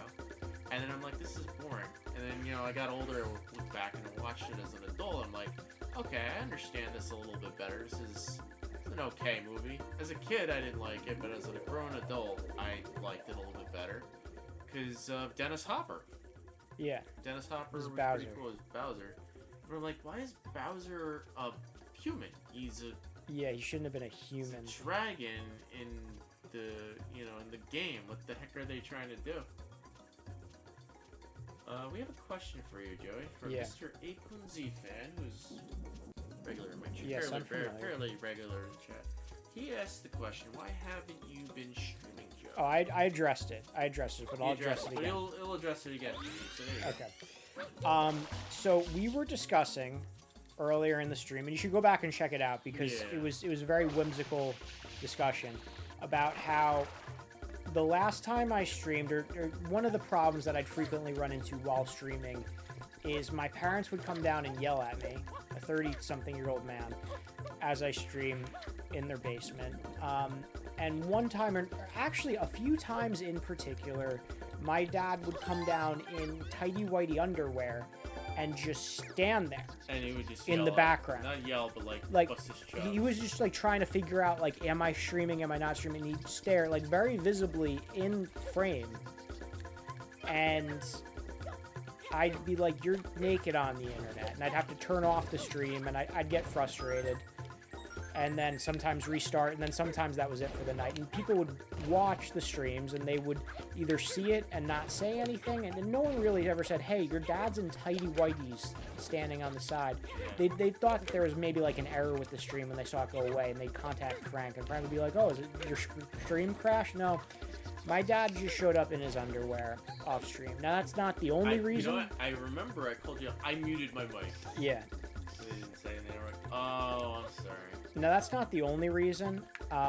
Other reasons were, yeah, getting yelled at by my parents. Yeah, my dad in tighty whities. But I introduced my ex-girlfriend as a reoccurring character on the streams in my last few ones, and she featured very prominently in the very last stream that I did. And it just kind of felt weird going back in there where she was like one of the redemptions. I mean, I know I can change that. It's just like, it's just something that looms over my head of like, oh, I gotta go in there. I gotta kind of like. Well, I can show you how to delete it. Yeah, we It's might like have to you- delete yeah, I'll show you how that to or edit it out. Delete it. It's not a problem. I can delete it.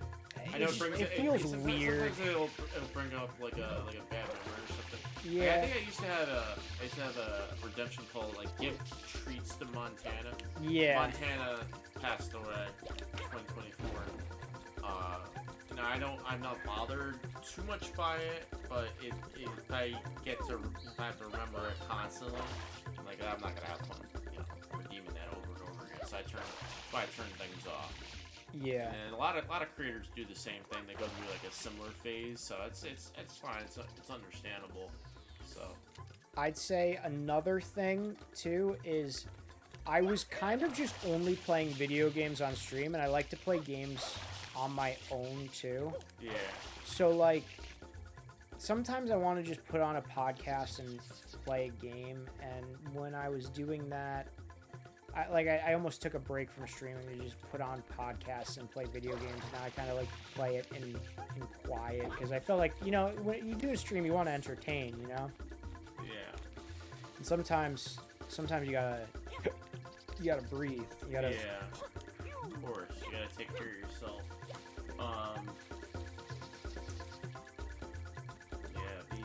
So that's me addressing it again. Yeah, it's fine.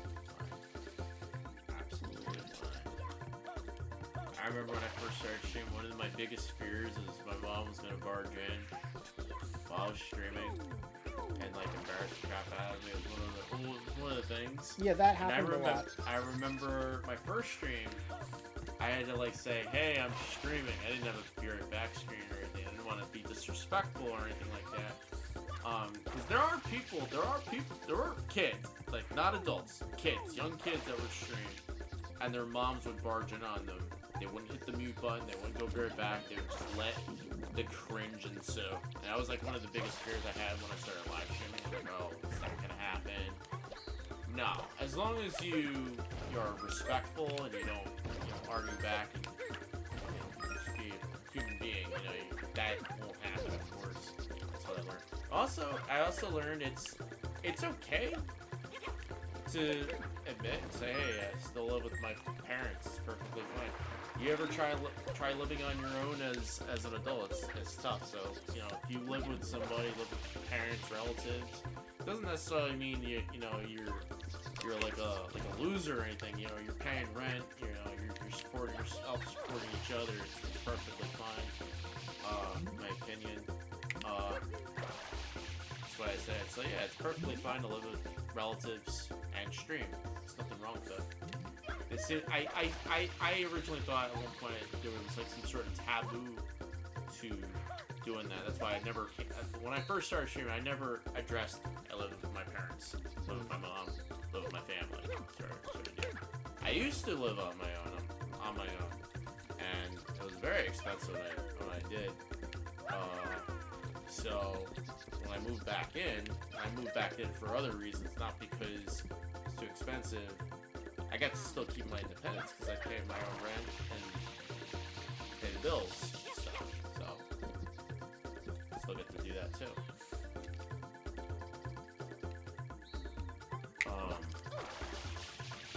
I don't know what this last recording is.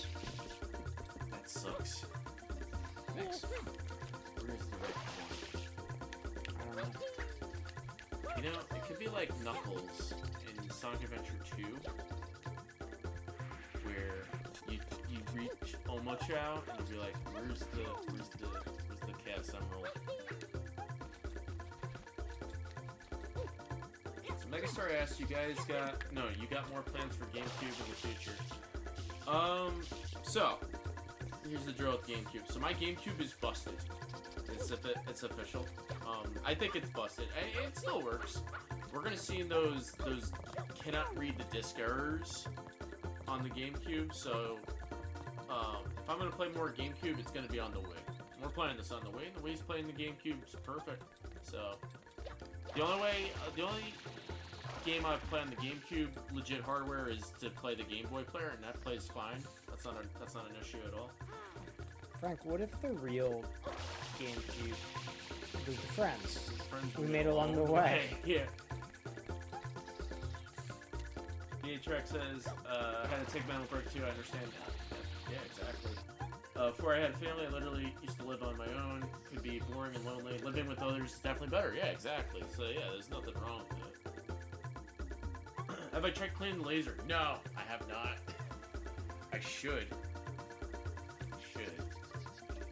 So, yeah, I lived on my own for, 3 years? It was from 2013 to 2016. 3 years.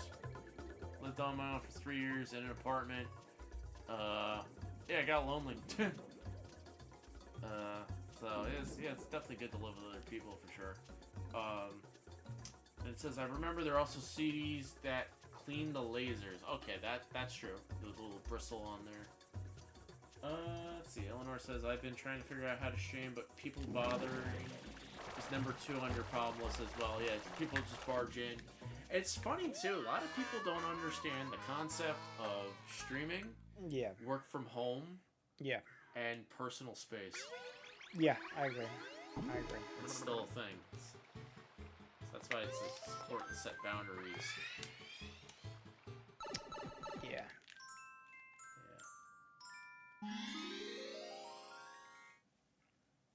Well, I died, so we're gonna start over here. Running out of steam? I'm slowing down, but I said I'm gonna do this until 2 a.m. So we're gonna try to do this until 2 a.m. You ever hear that song by Golden Earring, Twilight Zone? Twilight Zone, yeah. It's Well, I'm 2 stepping a.m. It's 2 a.m. 2 The a.m. fear is gone. Fear is gone. I'm sitting here waiting, the gun's still warm. Making my connections, tired of taking chances. Well, there's a storm on the loose, sirens in my head. I'm all locked up in silence, patience are dead. I cannot decode. My whole life swims into a frenzy. That was supposed to be the It's 2 a.m. that was gonna be the Twilight Zone theme song, like the movie Twilight Zone. Seriously? The movie, yeah. That was originally supposed to be the theme music. Have you seen the movie The Twilight Zone? Yeah, like the one from the 80s. It's horrible. It's hard. Like It's horrible. It's a horrible movie. It's literally, they remade 4 of the episodes of The Twilight Zone and they did them worse because Rod Sterling's not in it. He's not in it, yeah. It's a terrible movie. Yeah, you're right, absolutely It's like I'm watching this movie thinking like, oh, this is the movie. This is the big budget, and it's just I've already seen it and I've seen it done better. One of the actors died during filming, and one of the 2 of the extras during filming. Wait, how did that happen? There was a scene. There was a scene where the guy in the first scat. Are you talking about the framing device of the guy in the car, or No, the guy in the beginning, the first sketch where he's like the plane? he's like I don't want to say it on stream, but like he's a bad man, and he gets sent back to like 50 years in time, and he's like treated the same way everybody else is treated, and he doesn't like it. But there was a segment where he was supposed to rescue somebody from that was like a prisoner of war, and there's a helicopter scene, and they got killed. I have no idea what you're trying to say, right? Like, I don't remember that. This is what I remember from the movie. They redid the plane thing, right? Remember the William Shatner, the guy on the plane? Yep, the guy on the plane. That was the last one. They remade that. Yep. And again, you didn't have William Shatner in it, so it's worse, right? Yeah, John Lithgow. Yeah. And it's funny, in Third Rock from the Sun, Shatner and Lithgow had a cameo together where they're in an airport, and they're all like, oh, better not look out the window. Oh, really? Yeah, it was kind of funny. Okay, so they remade that. They remade the one with Anthony, the little kid who had psychic powers, Yeah, right? yep.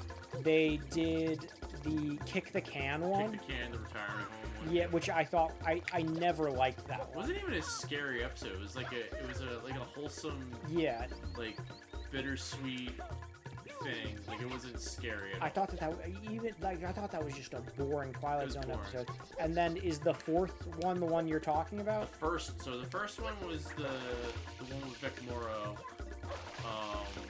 The guy that he's like an Archie. We'll just say he's like Archie Bunker from All in the Family, and he gets sent back in time, and he's like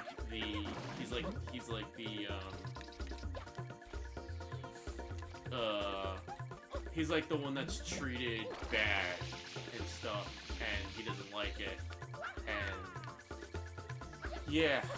That one just does not sound familiar to me. Yeah, it's bad. It's controversial. Okay, yeah, it just doesn't sound So the familiar. first one's the controversial one. The second one's the Kick the Can. The third one's the one with Anthony. And then the fourth one is the airplane one. Yeah.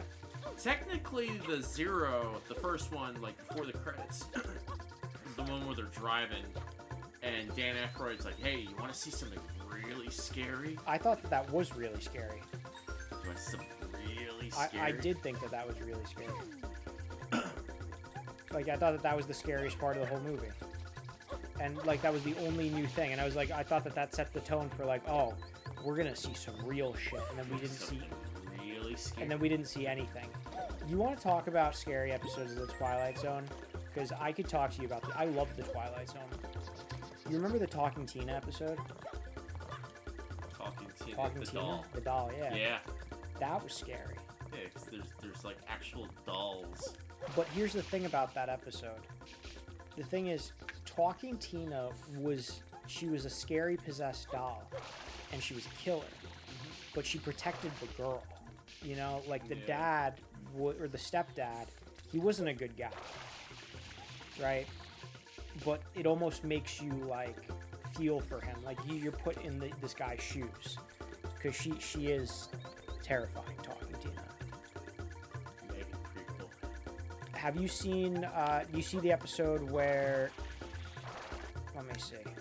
Episode of the Twilight Zone, not Talking Tina, another scary one, the one with the mannequins. Anything with mannequins is scary.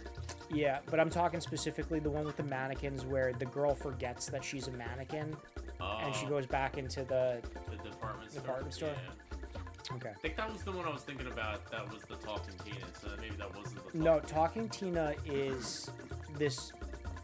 There's this daughter who has a stepdad, and they pick up Talking Tina at like a garage sale, and I'm Talking Tina, and you're not being very nice to me. I'm Talking Tina. Oh, so they redid that episode in a Simpsons Treehouse of Horror. Oh, really? The Krusty the Clown doll. Oh, really? Yeah, she kills the stepdad at the end. Like Marge, the doll is trying to kill me, and the toaster's been laughing at me. Yeah. Yeah. I'm slowing down. Could you look up where this last red coin is? You're giving it. I'll find it. No, I know where this is. Try going underneath everything. Is it not? Is it below? I don't think it's below because they didn't have any of the other ones below. Had to be. Okay, I'm gonna get the one all the way on the top of the tree.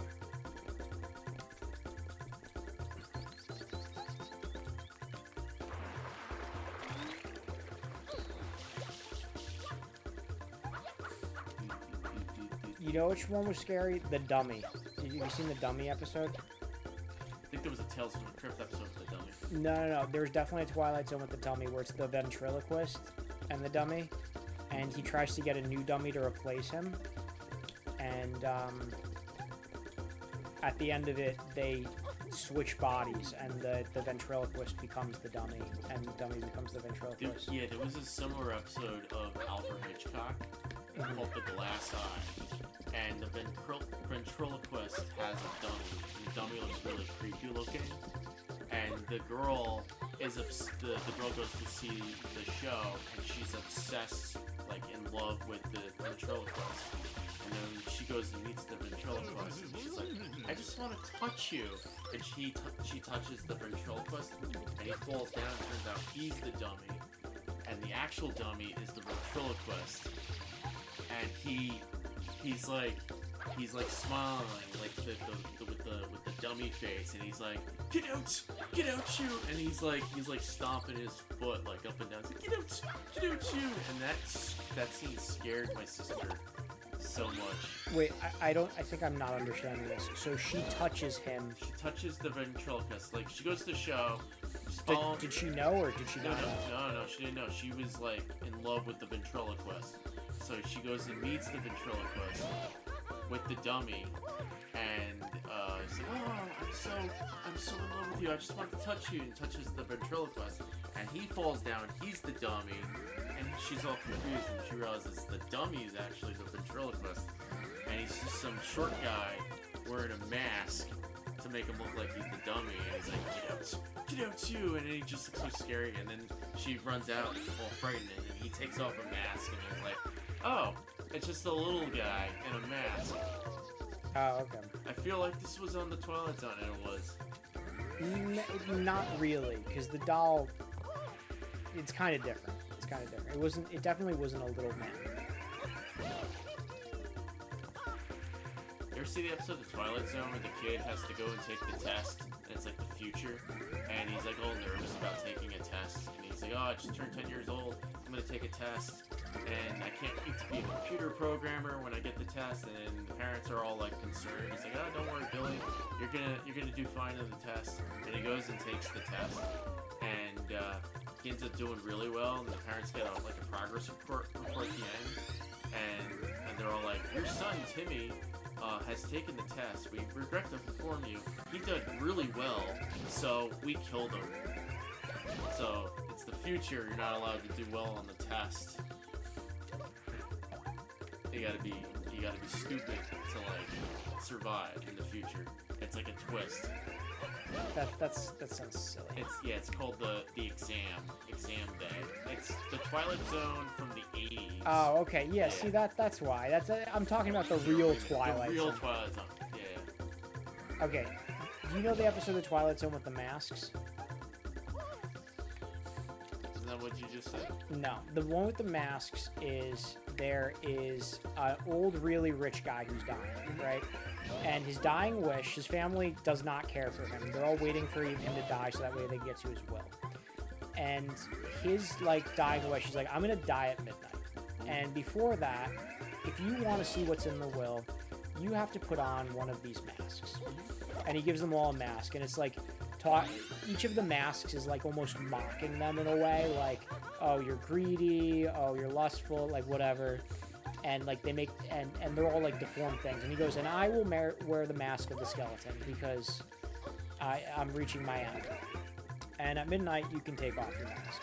So midnight comes, and they take off their mask, and their face has now deformed to be what the mask is, and he has passed away. And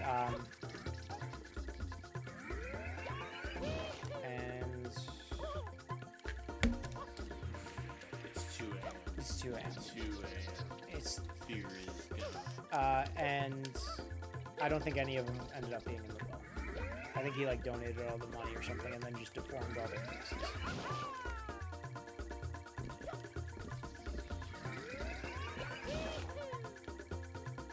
You see the one Room for One More, honey? You know what I'm talking about? Oh, that's a great episode. Okay, so there's this episode where there is this model, and she checks herself into the hospital because she's like run herself down. And there's a model who checked herself into the hospital because she's run herself down.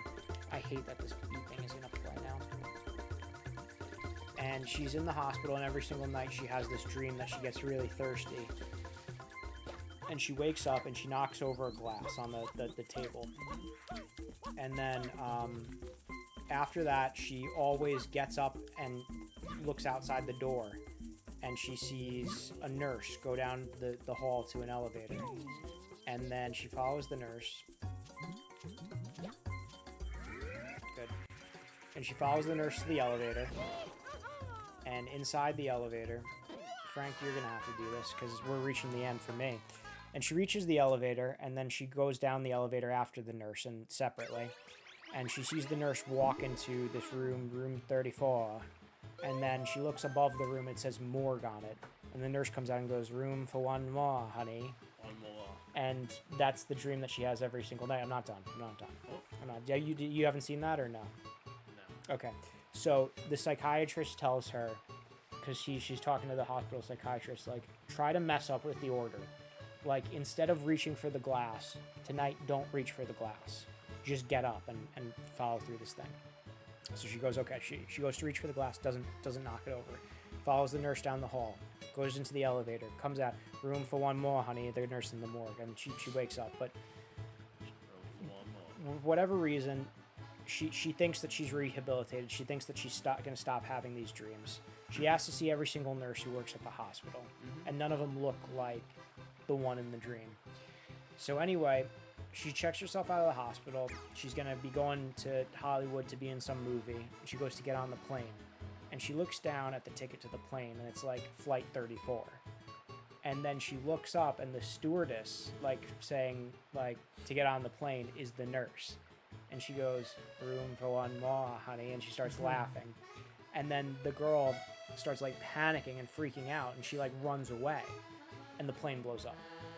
It's a good episode. That's, like, one of my favorite episodes. Okay. So you're out of steam. I'm out of steam now. Alright. I think we'll call it here. Wait, you're still going to play, though, right? No. Oh, you're not going to play. You're done. Absolutely no. We're done. You're That done. was Super Mario Sunshine. Do you have anything to say? I thought you were going to do the challenge. Tomorrow night's gonna be Sega Saturn Day on my stream. Joey, Got anything else to say? Room for one more, for honey. one more. Wait, hold on. Let me do another. Where do you put the bread? Where do you put the bread? We're gonna go raid out. Stick around. We're gonna go raid. Everybody have a good night. Just so you guys know, I'm gonna have another stream tomorrow night. We're gonna do Sega Saturday. Joey, we'll have another one of these streams. Thank you for coming on for sure. I feel bad that we didn't beat this game. No. We beat the game. We didn't 100%. We don't need to 100%. We had a good time. We enjoyed the stories. We had a new emote. We have a new raid message, which is gonna be. It's gonna be. Where do I put the bread? I want everybody, when we go raid out, we're gonna copy and paste that message. Where do I put the bread? That is the new raid message. When we go raid out, Where do I put where to the put bread? the bread? Pin this message. Where do I put the bread? That's the raid call. Copy and paste that. Stick around. We're gonna go raid out. We'll be streaming tomorrow night for Sega Saturday. Everybody copy and paste that message. Let's go raid out. Let's see who's online. Let's see who's on. What do we have? What do we have tonight? Some peoples. I'm gonna go find somebody.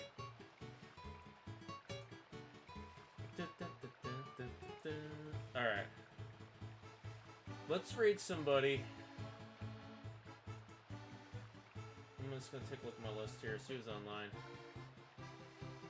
Where do I put the bread? Where do I put the bread? Where do I put the Where bread? do I put the Where bread? do I put the bread? Where do I put the bread? Put the bread. I just saw somebody that was on. Where do I put the bread? Joe, do you know any Twitch streamers? I do not. Alright. We're gonna go raid DG 2009. Raid message will be, where did I put the bread? Raid DG 2009. Everybody have a good night. Follower or subscriber only. Uh-oh. I don't know if you're going to be able to do the copy and the paste. That's okay. Raid message will be, where do I put the bread? Where do I put the bread is the raid call. See you guys all tomorrow night for Sega Saturday. Where do I put the bread? Just remember that. Where do I put the bread? And I'll see you guys all tomorrow for Sega Saturday. See you Take guys. care, everybody. It's been fun.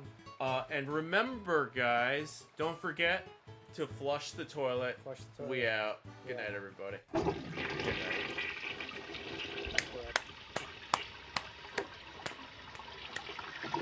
Lots of charisma. I could be selling the house, exactly.